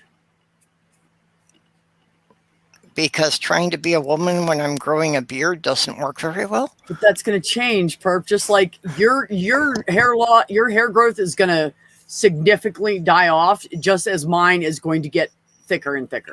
Well, but it's patience. Don't worry that about I've heard. spending money on stuff like that yet. Wait, and you'll see. Well, I don't have a choice on that yet, but I've heard very variable results, and I have already noticed, some of the body hair. Not that I ever had a lot of body hair to begin with, but it's like the hair on my legs does not seem to be growing back much at all. Good. But you'll get there. You will get there. Yeah, the problem I is want the you to know, facial hair is I'm emailing that picture to my brother right now. Ox. Do you the know facial what? hair is pretty coarse, so it's really rather hard to cover that up. And unfortunately, it's like every time I shave, I wind up getting a couple of ingrown hairs, and then I've got just wind up getting spots and scabs on my face from the ingrown hairs. The comment. Well, no, hold on. Let me clarify something real quick. I did not mean that purple was going to be free of hair. I understand that's not how it works. My point is purple may not have to worry as much about certain areas or whatever as they think they do. So I just want her to wait so she can see where she's at before she starts talking about spending a bunch of money on removing facial hair. It might not be. There might be other ways you can handle it. If you're looking at transition, it's one of the things I'd say is probably not necessary, but can be useful. Well, at this point, it's not even a question because I'm dealing with whether or not I can afford to continue my therapy. Have you, Purple, have you done things like, okay, first of all, what kind of insurance do you have? Well, unfortunately, I'm on the Medicaid because I'm on a disability. Okay, that's fine. Have you tried using, where do you go for your estrogen? Well, they're actually the network of clinics I'm in here, they actually specifically have a gender clinic. No, but I'm asking, so you get it from the clinic? Yeah. Okay. Well, I get the prescription from the clinic. I have to go to Walgreens to pick it up. That's my point. Yeah. Okay, so first of all, let me say this. There are a lot of pharmacies that will give you cheaper prices on stuff like hormones because the places that do compounding pharmacies, testosterone's not a big thing for them because it already comes pre-made in a fucking vial. So I actually got a better price over at the compounding pharmacy than I would have at Walgreens, number one. Number two, there's also different kinds of programs like GoodRx, for instance. Well, the prescriptions aren't really an issue. You can use to help pay. Well, what's the issue? Yeah. The prescription's not really an issue. That's pretty much covered by the insurance, and it's a very small co-payment. Oh, okay. What's the problem then? Well, like I say, mostly it's, things with the facial hair, and that I got a $1,000 bill from the therapist that I had previously been told the insurance was going to cover. Okay, so what you do is you go to the therapist's office and you tell them to fucking correct it, because I had a dentist do that shit to me. Yeah, well, I said to them, you either correct it or you're only getting the amount of money off of me that I would have paid as a copay. Yeah, so that's your choices. This is the third go around in arguing about who was responsible for this, whether it was the insurance provider or the therapist's office. And it's like the amount keeps changing, but it's not going away.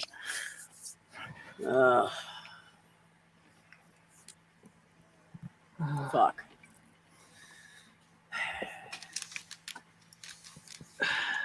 Healthcare is a nightmare. Yeah, and there's but I do have to say one thing for this. You're kind of lucky you can just shave it off. I can't shave mine on. If it makes you feel any better.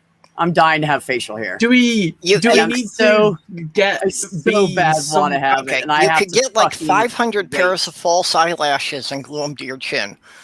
That sounds tedious, and I don't think it would look very good. I'd be better off finding somebody on a movie set to do it for me. I do have some movie set connections. I could probably get a makeup person to do me up. That would actually be kind of fun, wouldn't it? Do we need to be like a fake Gandalf beard? No, I'm not. I would never go that long. First of all, I would look ridiculous. I mean, I think it kind of looks good on my brother. It kind of fits him. But me, I would never go very long with a beard. I think I'd look better because I've tried a different couple styles on filters on my phone, and I think I look better with the closer shaven. No. You should not like. Hold on. Not like Miami Vice. Not that low. I'm not saying that. I'm saying like have my facial hair about like this long. Richard has what I call a soothsayer or a compost farmer beard. Yes, he does. He is. Yeah, that's what we call him, Gondolf or the ZZ Top guy. Actually, if you guys look at a picture of the ZZ Top guys today, the way they look with their beards, he actually looks a lot like one of them.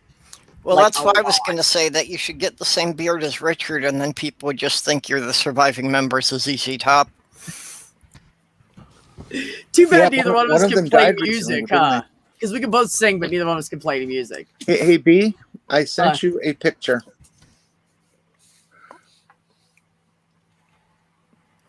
Hold on, Jenny. I need to hit off my bowl for that, I'm sure. Now, I will tell you wait on my reaction. I'm not showing everybody. That the current picture of me has been gone through FaceApp, but the only thing FaceApp did for it was I had it put on makeup, and it made my nose smaller. Wow. Yeah, is it a little different? I can't even imagine right now. It just blows my fucking mind. Well, the last time anybody in my high school saw me is when in the black and white, and they're going to see me again next September, next year in September. Do you remember me? Yeah, exactly. God, you need to just like put a phone you can somewhere on your body in a pocket and just have it recording so you can hear what people say and shit. I want. Oh yeah, I can. Yeah. Okay. Hold on. For a donation of $500. Oh, can't you shut? It's all out of focus. Can't you? All right, that's better. That's certainly a transition, isn't it? Wow, dude, that's a difference. Right? It just takes time. There you go. Proof is in the pudding, baby. And that ain't no banana pudding right there. Yeah, I'm closer to 60 than I am to 50, so no banana. It's all right.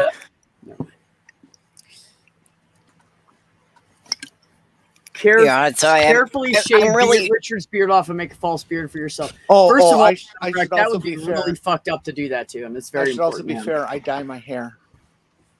Well, if I didn't, it would be quite gray. So does my brother. He dyes his beard.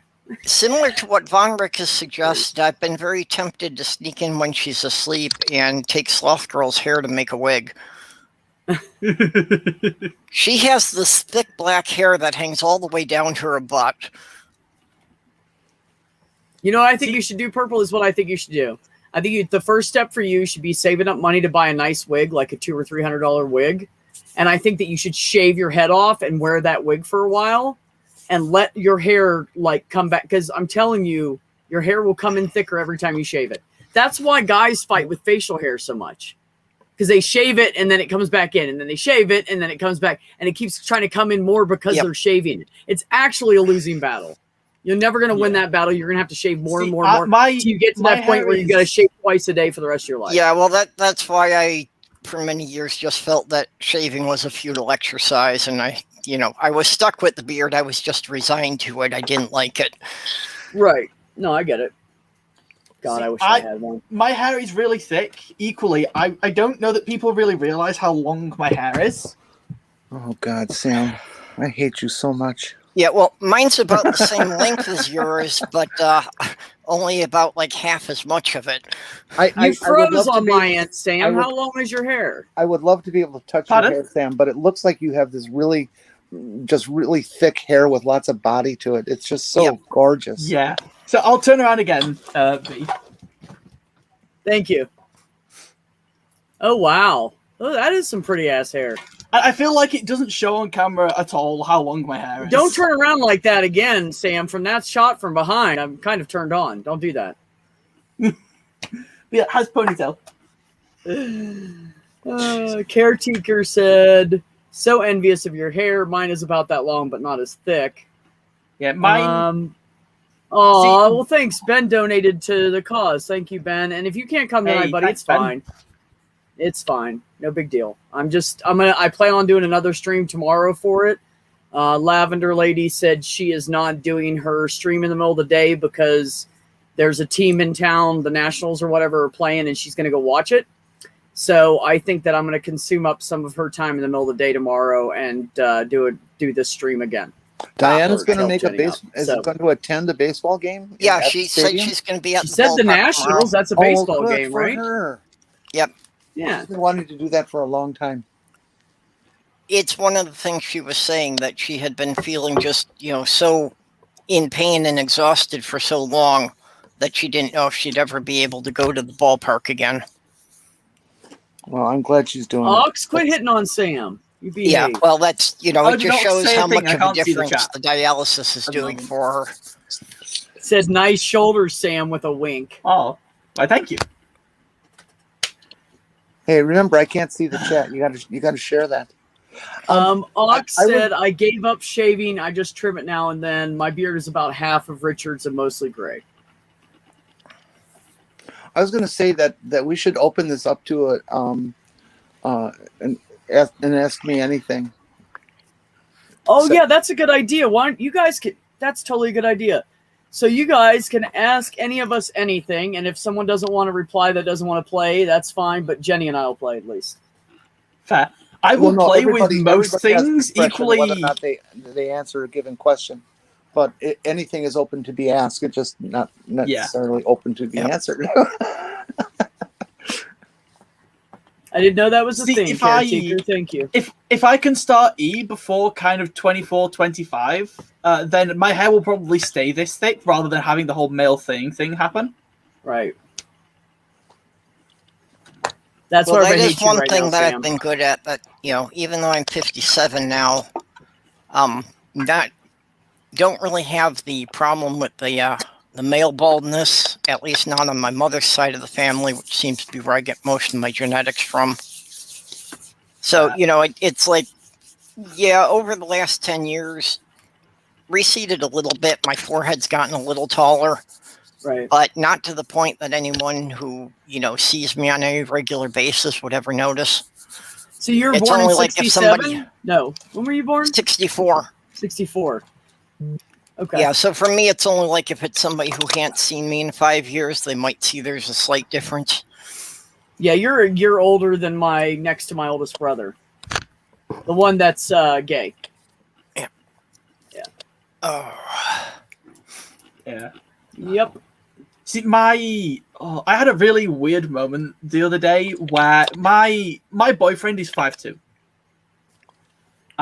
in terms of height, and he was hanging around with a friend, and his friend doesn't know the fact that I'm like 5'10", and assumes that my boyfriend is the taller one in the relationship, and saw some clothes that were for like people who were like 5'1", and it was just like, hey, you should get those for your partner. My boyfriend was just like, don't think they'd fit them. Yeah, Caretaker, that sounds genetic. So, Jenny, Caretaker said, drawback is that my younger sister has the same problem with her hair, so it might not be the tea causing the thinning. It might be genetic. And she put a little monkey crying. Genetically, my hair is going to go one of two ways. Either it's going to go stupidly thin at about 35, whether or not I start E, or it's going to be a fucking bush and there's nothing I can do about it. Well, DHT, the hormone responsible, it will make it fall out. It's not going to necessarily thin it. I mean, it may. I'm not an expert, but it's definitely what makes it fall out. And that's what happens. The development of DHT is genetic. Is what goes on. You know, yeah. I am very, very lucky to not have any issues with any thinning hair. It does run in my family and the guys, so I am running a risk of that. Richard is the one that has the most hair. He's got quite a bit of hair, actually. It's thinning out a little bit throughout it, but he still has a pretty good head of hair. The other two of them went totally bald, and then my half brother Bruce, we have different fathers. His hair is like just starting to thin and go back, and he just turned 61. So I think I have pretty good odds with the thickness of my hair, because my hair is like you can grab a handful of this shit. It's really thick, and so I think I run a pretty good chance of not getting to the point of having no hair. Ox, there's a certain unspoken decorum or I don't know, there are certain things, properness that you're not supposed to ask a trans person because it can be offensive.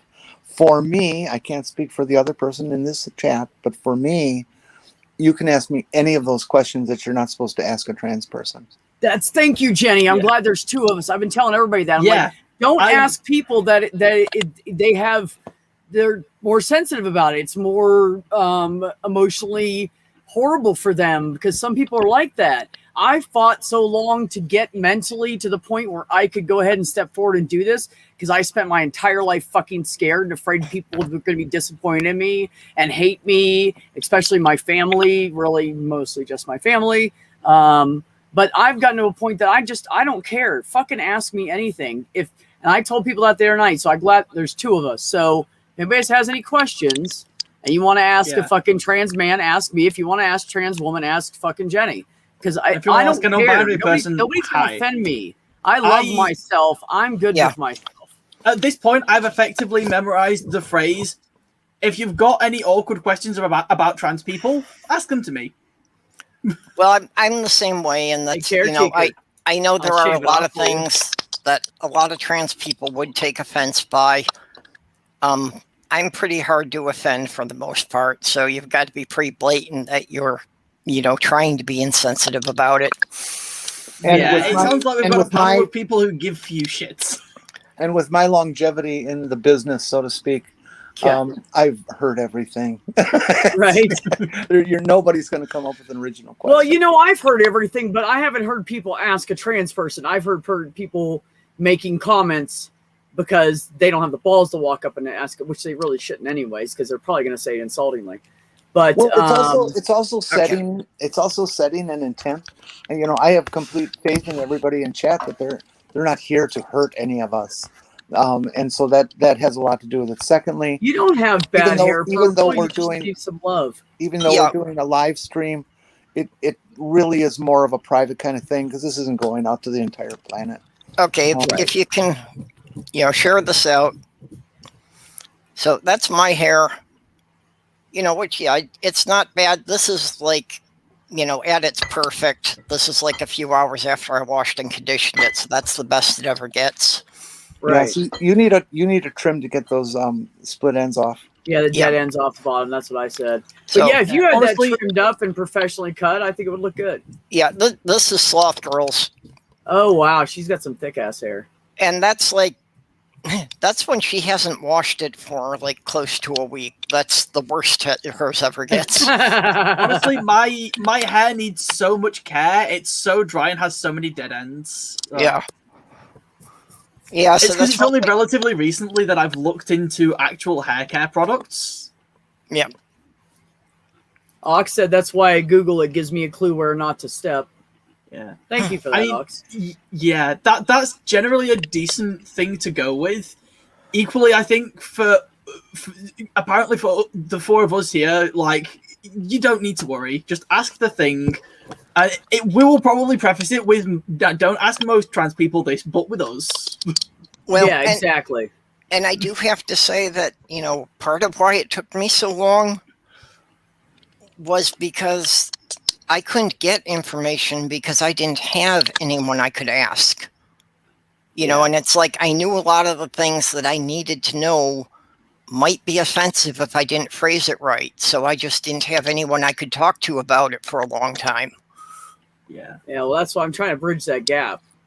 So, and also being autistic, I tend to offend people even with, fairly common things just because my phrasing tends to be very clumsy. Okay, so around the horn.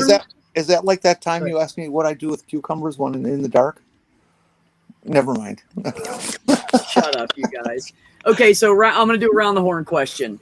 Ox said, okay, I hope I don't offend with all the hate, all the anger, all the misconception about trans people, but do you follow this path with a clear heart, and is it a drive that is deep from your soul?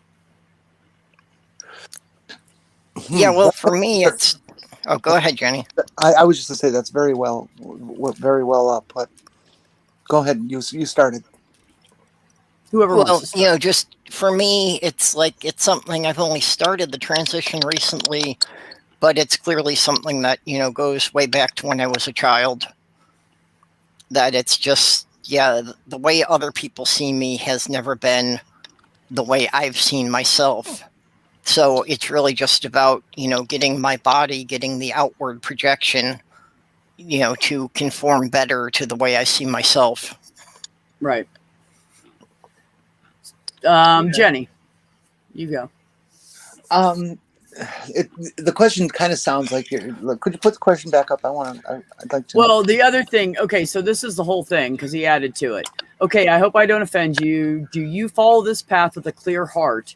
Is it a deep drive within your soul? And so to clarify, is the fight to be you worth the grief you get from it? Or maybe that's a secondary question. Oh, okay. Clear heart, absolutely. There are times where, especially in the beginning, where you're questioning, am I making the right decision by transitioning? And I think that's a perfectly valid question for any trans person to ask.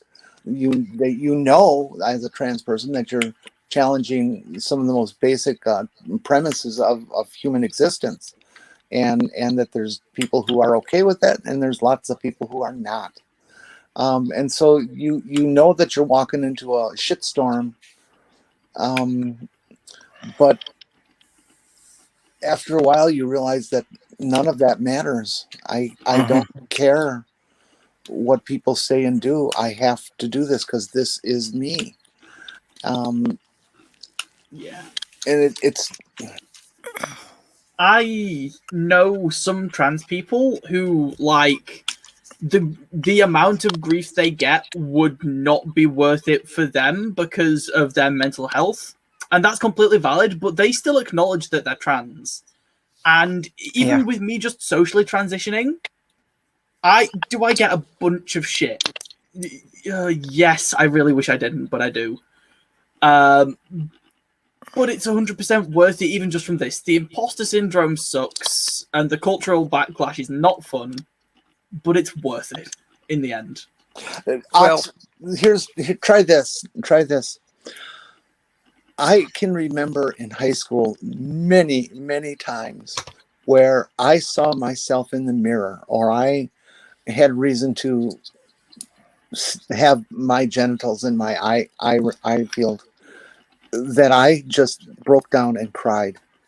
That it hurt so much to know that things aren't right. And that it's just that I couldn't stop. That it was as bad as if a parent died or something. That it hurt that much. That it was just, you could not avoid the reaction like that. That it's the intensity of it is so strong. It's not surprising at all that 40% of untreated transgender people kill themselves. mhm. Yeah, well, for me, for the second part, yeah, it's my only regret is that I wasn't able to start it a lot earlier in life. I regret that as well. Go ahead, Sam. So I think I kind of briefly ended up already answering just with a comment I made a minute ago, but it is 100% worth it, and it is definitely something that I do with great consideration, and very much so it is a thing that, like, from within myself, and I don't tend to, in these sorts of streams, dive into the whole spiritual terminology thing, but it's definitely from within the soul and with a clear heart that is done, and there is just something very intrinsically me about this path.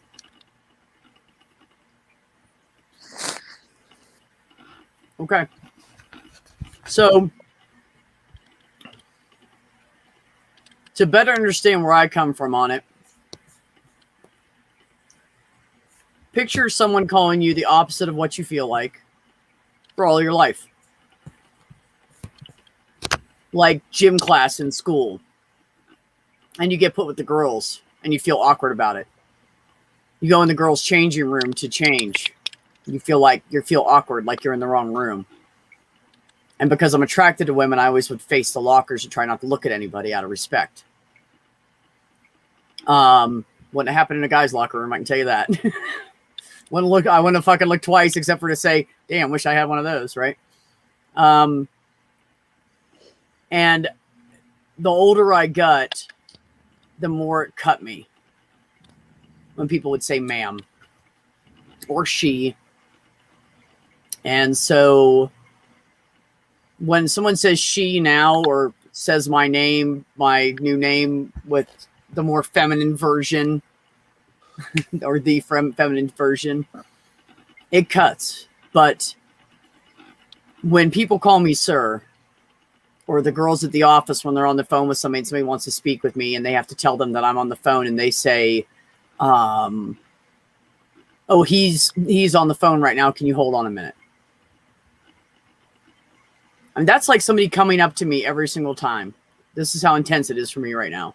It's like somebody, every time that happens, and I probably hear that 10 or 20, I don't know, let's say 20 times a day. It's probably realistic. Where I hear someone gender me or use my new name that I chose. It's like somebody coming up to me and going, good job, man, good job. Like, pat me on the shoulder, good job, I love you. That's how it feels every single time I hear it. It is. And I have had that experience for the last couple of years with my close friends, and it's not gone away. I've tried to recall, based on my own limited experience at being a boy, things that happen in your average person's life that can compare to what we experience, to give people an idea of the gut level reaction or intensity of what we experience. Remember when you were a kid in, I don't know, junior high school is a good time because we're so sensitive to our self-awareness in those years. When your mom would take you shopping before school, you're growing, you got to get new clothes every year, to a certain degree, everybody's different economically and stuff, but nonetheless, mom's taking you out and buying you new clothes for school. And she makes you take some shirts, for example, that just are hideous, that you hate, but you have to wear them anyways. Remember how that felt? Okay, it's no different than when I was that age and I would go into the department store and we went to the right and all the girls went to the left, and all I could do was stand there and look over to the left and want to wear those clothes. Yeah. Oh yeah, 100%. Every time the boys were doing something, because you know how everything was divided when we were kids. At least 3 of you definitely know about this. The boys would go off and play, and the girls would go off and play, and I was always stuck with dolls and shit, and I'd go run after the boys. Luckily, I had a mother that didn't stop me. You know, okay, yeah, go play with the boys if you want, whatever. Your brothers are over there. She never thought anything about it, but you know, that's what I did. I had the really validation is important. I had the really weird experience of like quietly like enjoying the Barbie movies as a kid, and being like, but that's not a boy thing because gestures vaguely my mom. But like the other day when I had my non-binary partner around, we just sat and binged like 6 Barbie films for nostalgia's sake.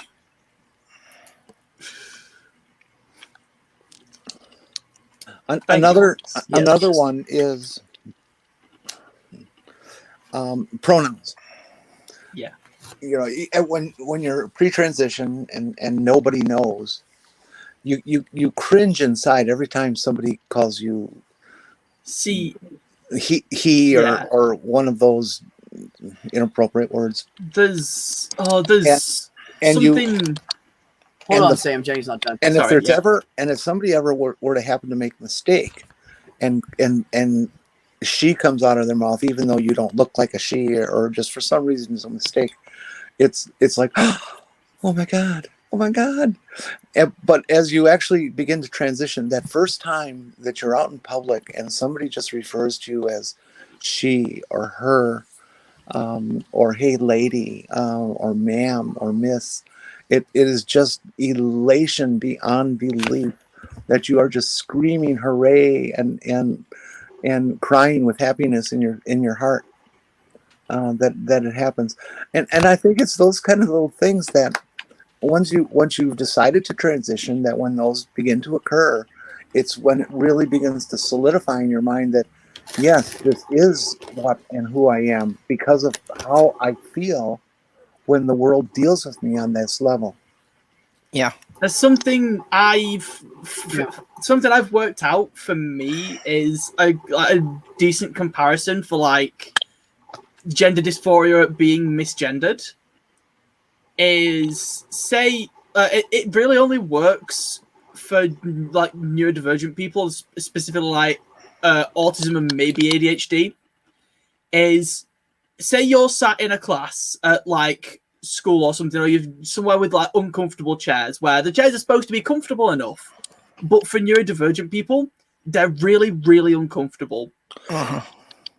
And I just can't sit. You just can't sit right in them, and you're expected to sit in it for like an hour and 15 minutes, and it's just ridiculously uncomfortable. And it's like if you're sat there at like a restaurant or something, and the waiting staff misgender you constantly whenever they interact with you.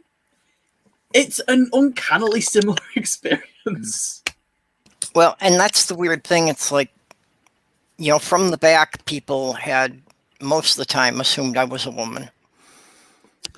You know, and that's like, yeah, most men would have been offended by being misgendered. And it happened to me, you know, regular basis all my life.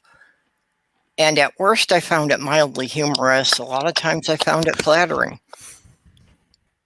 You know, that's just, yeah, I was just more comfortable with people assuming I was a woman, even if I knew it was only going to last until I turned around. Yeah.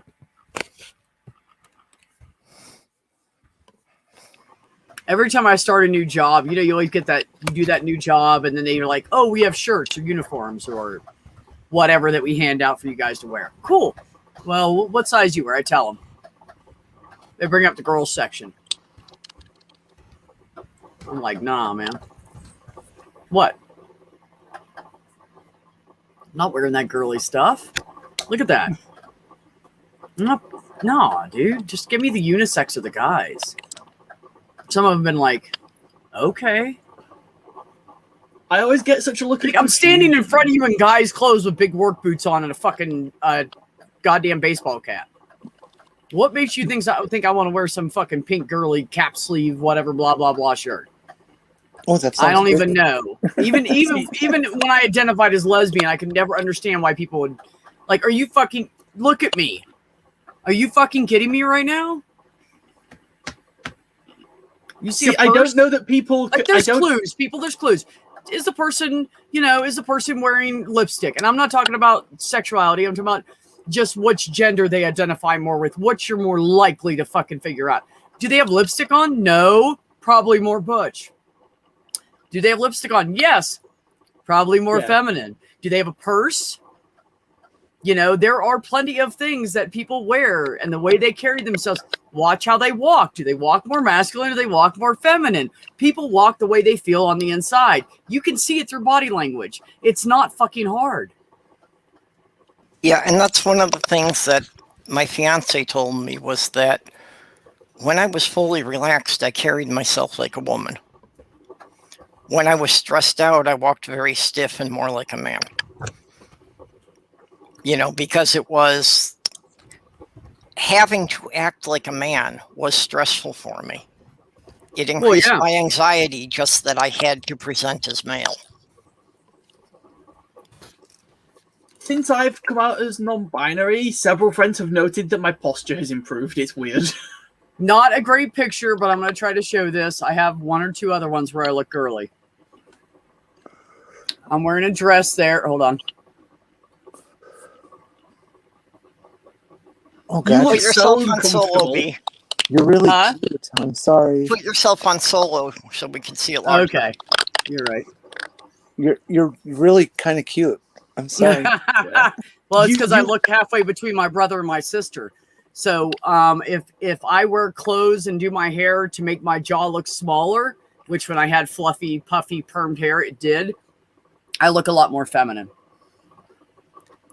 You look mildly uncomfortable in that photo. I love. Oh, I'm very uncomfortable in that photo. Yeah, that definitely is a forced smile. I love the hair. But then you have this lady right over here, who's my sister, who's beautiful. Oh, gee. And I always look just like her. I look halfway between her and my brother Richard. Is very clear there. Oh yeah, oh yeah. She's the one that died of cancer. And then I have this picture, and it's kind of off because it was a picture of a picture. But that's me with my now son right before my 21st birthday. Jeez, look at that pencil neck. No. I'm sorry. Right before my 22nd birthday. Oh, yeah. I know, right? Can you see the difference now? Yeah. More muscle. Yeah. So, yeah, that's me.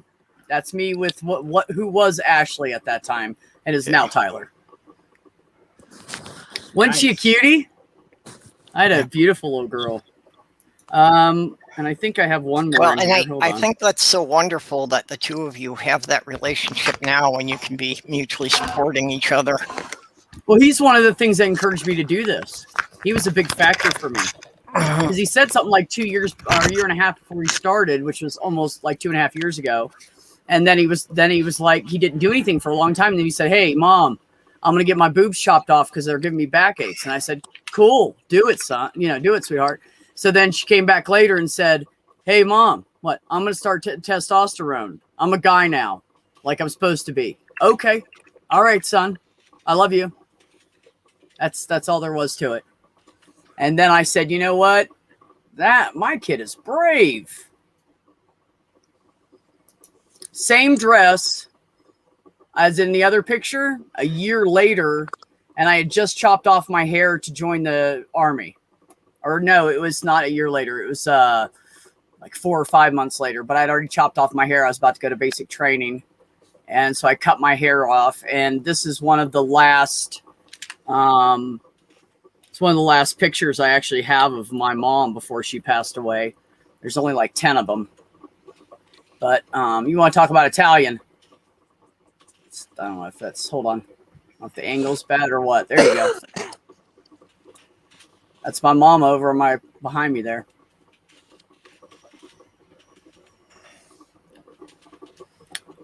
Definitely an Italian lady. Oh, here you go. This one's better. I don't look anything like either of my parents.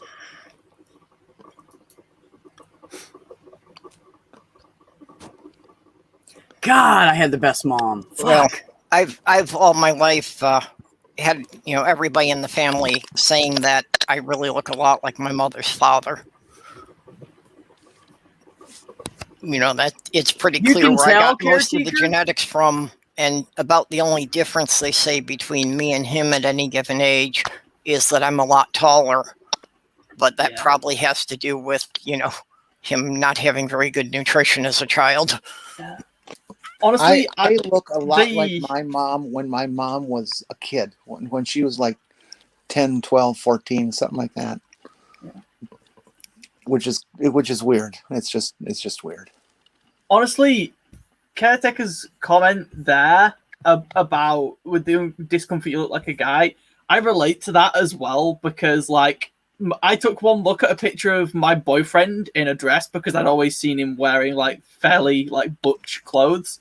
I was like, you are not a woman, my friend. Yeah. Well, and that's for me. It's like even when I was like 7, 8 years old, my sisters would sometimes dress me up, and they thought it was funny, and it's like even at that age, I felt good about it. I never understood why people thought that was supposed to be humiliating. That's a really cute picture, B. See, we have the gaydar, but we also have the transceiver. Okay, so let me do this again. So this is me and my sister Wendy. And she actually, if you look at her, look how good she looks, right? She is 9 years older than me. I fucking hate her. Is she single? Fuck no. She's married to a big 6'5" dude. Not big, he's scrawny. What a waste. She's a fucking cishet Republican. Oh God, what a Bible waste. thumper. But she's not a bad I shouldn't say Bible thumper. She's a believer in God. Because she's not one of those people that I'm telling you, when I texted her, I texted everybody in the family and said to them, hey, this is what I'm doing. This is the journey I'm going on. If you have any questions, ask. And, I'm open to whatever. Right. And so she gets back to me and goes, I love you no matter what you do. And I'm always proud of you. And I always support you in everything you undertake, including this. And I said, thank you. I love you. She said, I love you too. But I'm going to tell you that in my head, you're always going to be my little sister. Because she helped raise me. She wiped my ass and fed me and bathed me when I was a baby because she was 9 years old. She did a lot of the shit with me and my brothers. So the two right above me. So, she's like, I'm always going to have that little girl in my head. And I said, no, that's okay. For you can say whatever the fuck you want because she was my second mom. So I tolerate a lot from her when there's been some bad points in our life that has been horrible, but I've yelled at her and we've worked our way through it, and I love her at the end of the day. So it is what it is. I have tolerated a lot from my family and will continue to do so, but there will reach a point where I break with individuals. I don't think my grandparents are going to be talking to me for a while. Because when I said I've had a bunch of family shit come up, one of my grandparents knows I'm non-binary and pagan, and the other two just know I'm pagan. But I've done some coming out over the last couple of months, and I'm going to do it eventually. What the fuck? How did all that happen? You might have pressed the button while you turned around a sec. I don't know. I don't know. It wasn't even near there. It was over here. I don't know. Anyway. Whew. Yeah. God damn, I still can't get over that you've never touched Eve. I'm just so upset with that. Well, I'm So just that was one of the envious. weirdest things I've gotten gender euphoria over, is someone thinking that I've already started E. That's a thing I've had now. Well, Well- I feel kind of cheated because, yeah, if I had started before I was 20, I would probably be very much where Sam is. You know, that's about how I looked when I got out of high school. I took my my first grade class picture and ran it through Facebook or in a Face app, and to see what I would look like as a little girl. I thought it was kind of cool. It was That's cool. I saw that. You were fucking Yeah. adorable.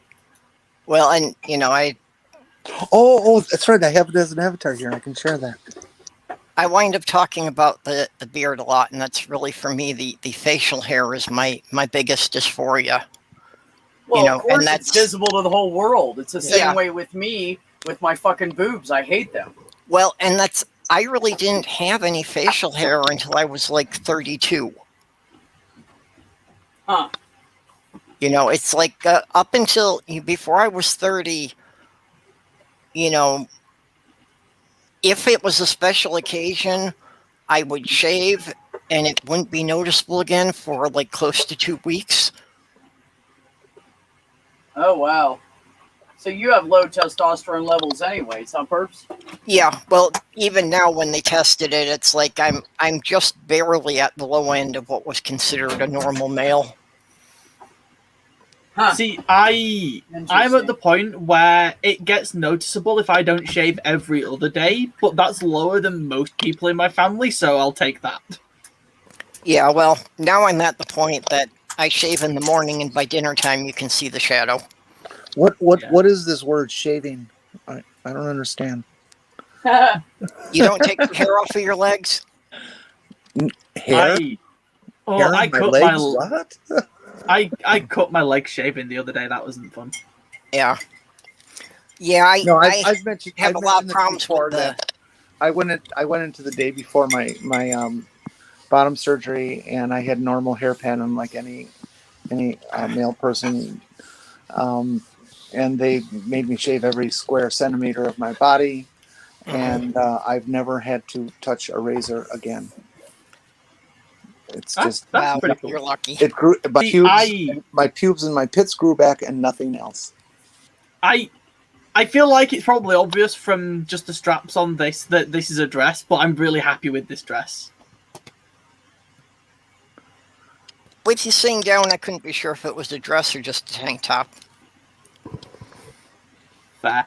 No, it's actually, if I stand up, I'm not sure if you'll be able to see or not, but it is a bit of a swishy dress. It's a swishy dress, you guys. What is that? There's a technical term, but if I spin, it goes swish. See, it's funny. This is how much like I think like a dude. When you said swishy dress, I instantly went to tools because I'm not interested in dresses. So I thought, what would I be interested in? Tools. What's a swishy tool? A machete. Okay. Equally, I feel like having a machete hidden under my dress would be a very me move. Yeah, caretaker, that's rough when you have that thick, dark hair on your face. Yeah. God, I hope I get that. Yeah. I want thick fucking hair so I can just trim it down nice.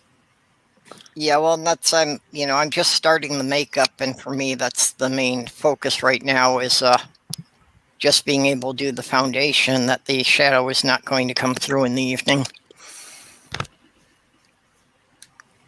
You know, Purple, I don't know if you're on like TikTok, but there are lots of trans people on TikTok that do makeup and stuff.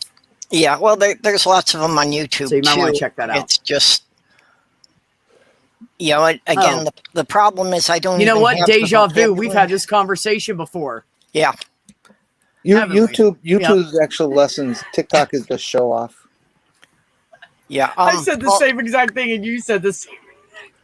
Although Laura sent me a link that she did a makeup tutorial, but it's like a 4-hour live stream she did on it. So, watching it in pieces, but it's going to take me a while to get through the whole thing. Valid. Right. I use TikTok once in a blue moon, but when I do, I binge it for like 6 hours. Yeah, no. TikTok's another one I'm not getting on. And for one thing, I'm not dealing with TikTok until they provide a volume control. Because every time I click on something on Twitter that winds up being a TikTok video, it blasts my ears out. And generally, with the hours I'm up, it wakes up 3 of my neighbors. You need to go into your settings for TikTok and adjust it then. You should be able to do that. No, And no, if you no. can't, then you just have to turn down your phone before you click on it. Well, I it's on have my noticed that desktop sometimes computer, the but links are louder. The links are louder than the actual app sometimes. Well, I mean, It it's depends on where you're routed through. Yeah. You know, at least with Twitter, you get the slider bar that, you know, you can move it down and you can set it that way and it'll stay for the whole session. TikTok doesn't do that. TikTok blasts everything at full volume. You've got a volume on your phone or your computer. So I don't know. I think TikTok is as ridiculous as every other social media app in some ways. In other ways, I think it's great because I have found a whole nother community of people that I hang out with on TikTok, and most of them don't even know I'm here. Although I do hang out with Natty Nat. I am following Natty Nat, Crimson Barrel, Dadpool, Jesus Mike, a couple other people in that range of the atheist world in our world. Like setting the volume on my computer, you know, the whole point of TikTok is it's things that are like under a minute. So it's not like I'm sitting there watching a lot of TikTok. It's something under that 3 I'm minutes kind of now, but yeah. Yeah, well, it's something Can you that, go in that through I'm kind of doing when I'm clicking between other tabs. So, Can you you know, go if I into have your to keep Google adjusting settings? it for everything. Well, if I have to adjust it down for TikTok and be adjusting it up every time I go to a different tab, it's just a pain in the ass. It's not worth it. It's not what I'm saying. I'm saying that sometimes there's settings for each individual app in Google. So you might be able to go in and find TikTok or any of the other ones that do that and go into the main settings for that app through Google. So when you bring it up in Google Chrome, it's set to that.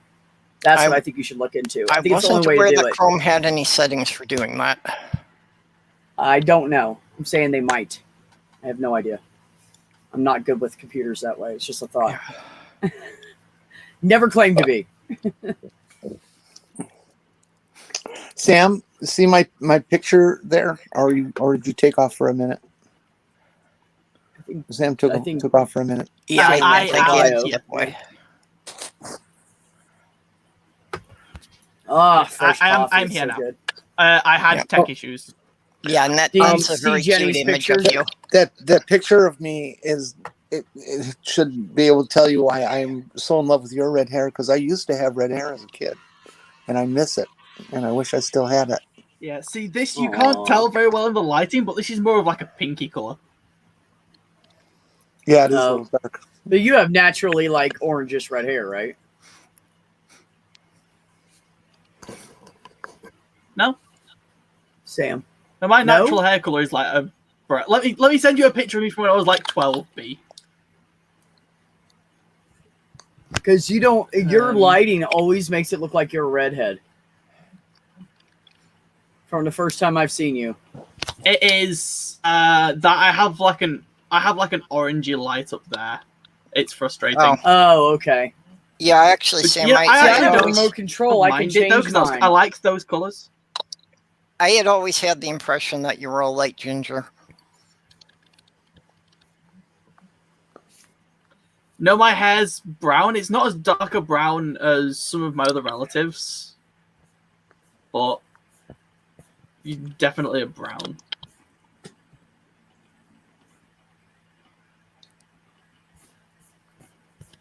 I'm looking now. I know I've got a picture. Caretaker, have you ever used products like Nair, or have you ever used products like those little mini electrolysis things they sell or whatever? Did you experiment with any of that on your face? Does that work for you? How do you remove it? What was the chat question? No, Caretaker said I have to do hair removal because shaving doesn't remove the shadow. So since Purple was talking about it, I decided to ask them how they remove their facial hair. Oh, Caretaker. Cheap way for. cheap way for people to do it until they can get it removed entirely. Is caretaker trans? I did not know. Yes, caretaker. Yeah. Okay, yeah, I didn't Yes. really know anything about Trans caretaker woman. at all. Well, nice to meet you. I've talked to caretaker many times, but this topic's never come up whenever I've been talking to them in the chat. So because we were talking about it tonight, they told me all that. I didn't know. Caretaker, yeah, what are your woman. pronouns? Yeah, this is like the third time I've seen him in the side chat of one of your streams, but that's all I know about him. Oh, you prefer caretaker, but Teaker was a... Okay, never mind. Just call them caretaker. You're right, Jenny. Yeah, it was a... and they prefer she, her.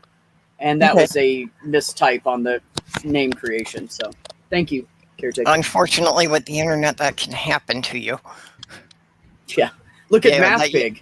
Yeah, well, MathPig's name was supposed to be Mathematic Pagan, and he did it fucked up because he was high and he had autocorrect or something on. So. Well, I remember when it was Mathemagical Pagan. Yeah, and they decided to change it to Mathematic Pagan when he was when he decided to go like all the way into the atheist realm. Okay, I never quite said, got I like where math. the pig came from, but yeah. Yeah. Well, it's one of the things I like about StreamYards is that you can change your name every 5 minutes if you want. Yeah. Yeah, just look at I was gonna say Tons of Ice. He goes on his Google all the time and changes his name. Well, and people do that on Twitter a lot, and it gets pretty confusing, actually. Changing their name? Yeah, I don't like to do that. Now, my name is the same on every platform I'm on now. Because who was it? Stool and somebody else were giving me hell, like, we can't find you on Twitter half the damn time. You need to, because it was still being mindful for my old channel name. So I went and did that, and then I went into my TikTok, and when I created TikTok, I made it that too. So I'm just be everywhere. You can find me easier now. So, but I took the dash out and all the rest of them, so it's even easier to find. Hey, B, I sent you another picture. Yes, dear, let me check. I was commenting before how I don't look like either my mom or my dad. So I remember you showing me this picture. Oh, hold on. Gotta find that sweet spot. Yep.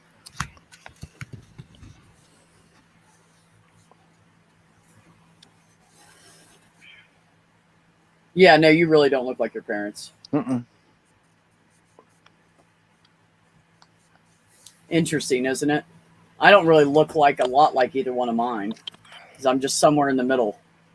Well, I have most of my dad's features. I have the wider mouth like my mom does. They used to tell me and bigger smile. My chin is my mom's, and my jaw is my mom's. My mom had a more prominent chin, and she had always had a very wide jawline. She gets that from my grandpa's side of the family. Between the Italian and the Irish mixing to make her, because she was half and half. Yeah. Between those two, she came out with like less olivey skin and a little bit more of a pinker skin tone, but with all the rest of the Italian features. Yeah, my mom's genes were definitely dominant with us. That, to varying degrees. I'm probably the most, like I say, as far as looking like her father. But out of 9 kids, I only have one sister that actually looks like my dad. Oh, yeah. Yeah, no, my brother Richard looks kind of like my dad. But my brother Keel, who looks kind of like my brother Richard, but doesn't at the same time, he is a spitting image of our father. He acts like he used to, too. He's a dick. Yeah, we all pretty much have the, at least the vague Scandinavian look. And I only have one sister who's got the darker Eastern European look. Right. Figures you're allergic to nuts. So, caretaker, what you're telling me is I should not flirt with you. Check. Although I don't have nuts. And I don't plan on getting any put on. I'm not interested in having nuts. I was not aware that they had nut oils in them.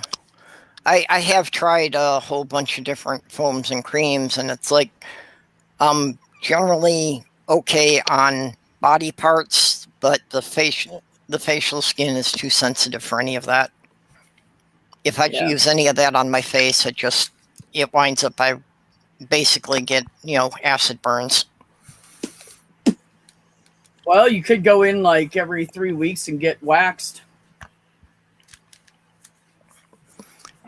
I've been trying to work with that more at home. I had tried in the past, and unfortunately, especially like the mustache area, that even trying to do it with waxing, then it tends to swell up, so it still looks bad. Yeah. And again, that's, if I could do it, that it was going to last a while, fine. I do it early and let the swelling go down, but that doesn't work because the hair growth is too fast. Yeah. Because I've actually gone with tweezers and literally plucked out all my facial hair on about 5 occasions. Oh, yeah? But yeah, even with literally yanking it all out by the roots, within 3 days, it's all back again. Well, no, it's not. It's a new follicle that is producing a hair. The one that you pull that hair is gone till its next cycle. See, hair follicles cycle. There's a birth, living and death period for a follicle, and a blank period, whatever you'd call that, where it doesn't do anything. And when people are having hair removed and stuff like that, you get a whole bunch removed and it grows back, but it's not the same follicles that grew back. And that's why it takes such a long time to go through the process and have everything gone permanently, because it just takes a while to nail each follicle in its particular growing phase, because that's the only time you can kill it. Yeah, look at this dude. Look at this dude. See this guy? Mm-hmm. Yeah, he's trans. Look at his. Hell yeah! Can you imagine somebody calling him a girl? I mean, this guy is like, he's one of the ones I was talking about earlier. He's like super fucking macho. Well, at this point, I just threw you a thing on Twitter. When I get things figured out and I've got a bit of extra money, I'm really planning on getting one of the home electrolysis things. Because I'm still going to have some of it professionally done, just because there's a lot of areas, I can't reach or I can't see well enough to do it myself. But to do as much of it as I can myself to bring the cost down. It's another one. Does that look like a girl? Little bit. Oh. Yeah, somebody had posted... Aiden looks good, and Aiden knows it, unfortunately. He's getting a little big-headed on TikTok. But go ahead. Somebody had posted one on Twitter yesterday that, had this very masculine-looking person, you guys going know Sam Collins. Yep.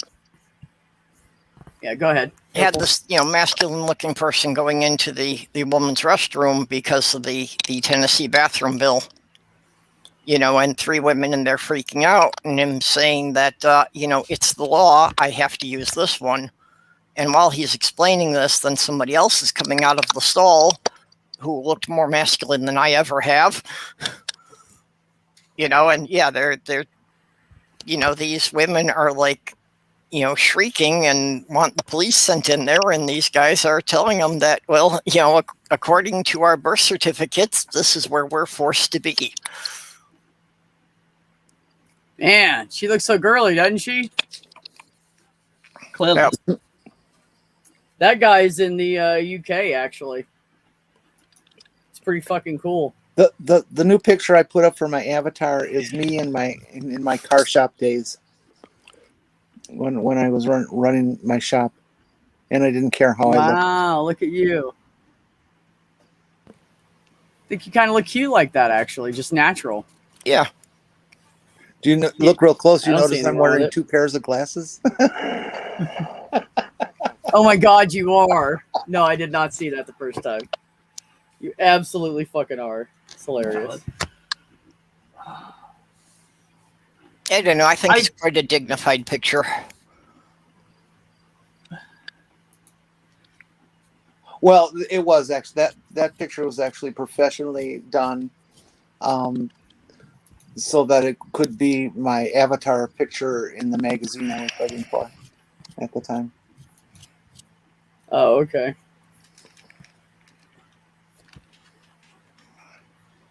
Damn, look at you. That's about 20 years old, by the way, too. Really? Yeah. Wow, I don't think you've aged much in 20 years. Flirt away. Hey, caretaker, how you doing? Panromantic demi-les toward the ace end. Panromantic. What's panromantic? So romantic attraction to romantic attraction regardless of gender. Oh, okay. And, okay. And then demi-les, if we're using terms in the same way, is going to mean demisexual, but sexual attraction is specifically lesbian. But there's probably a different usage for the term that I'm trying to think of now. My head's being funny. I'm still waiting for somebody to just have a crush on me. Yeah. I mean, God, Jenny, I told you when I get a dick, I offered to come fuck you. What else do you want? That's going to take a long time. I'll be dead by then. You will be dead by then. I mean, I might kill you. I'm pretty good at making women come. But you won't be dead before then. Don't worry, I'll make sure it gets put on your headstone and your obituary. Went out smiling. Or you could have on my headstone, if you're a necromaniac, this one's for you. Go ahead. You would probably allow that too. Yes. Alternatively, went out with a bang. You know what you could do is you could put it in writing that it's okay that the people at the morgue fuck you if they want. There you go. Okay. Those are the people most likely to have that sick shit going on. I'll have that tattooed on my belly. Yeah. There you go. Tap it if you want. Consent given. Oh, Jenny, you fucking would.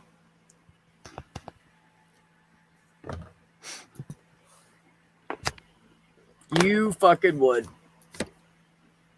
Oh. So you've been on here for about, what, 4 hours? Has it been 4 hours? Yeah, almost 4 hours.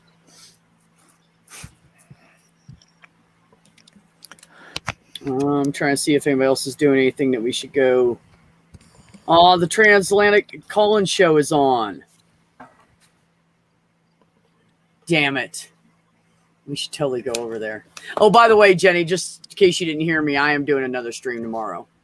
So I'm going to try to get some people that are available tomorrow and see if we can get some more panel people in. So expect me to give you a link at some point tomorrow morning.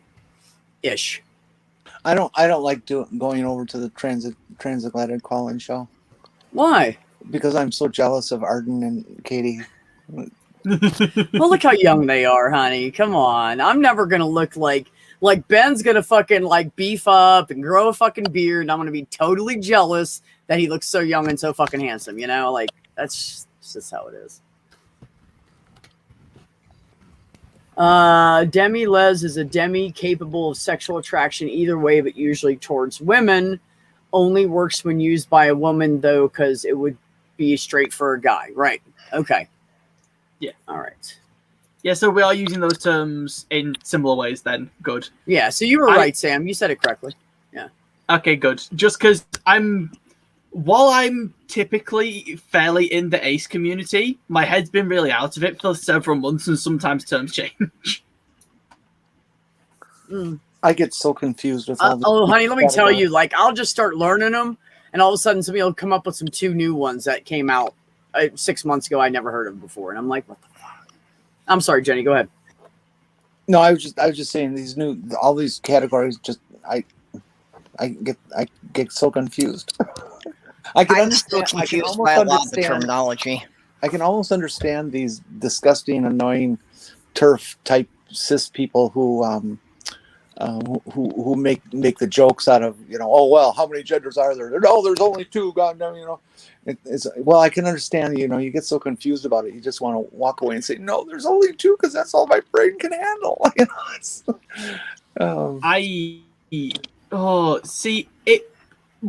I find it really funny that in terms of gender, there's probably actually as many genders as there are people, give or take.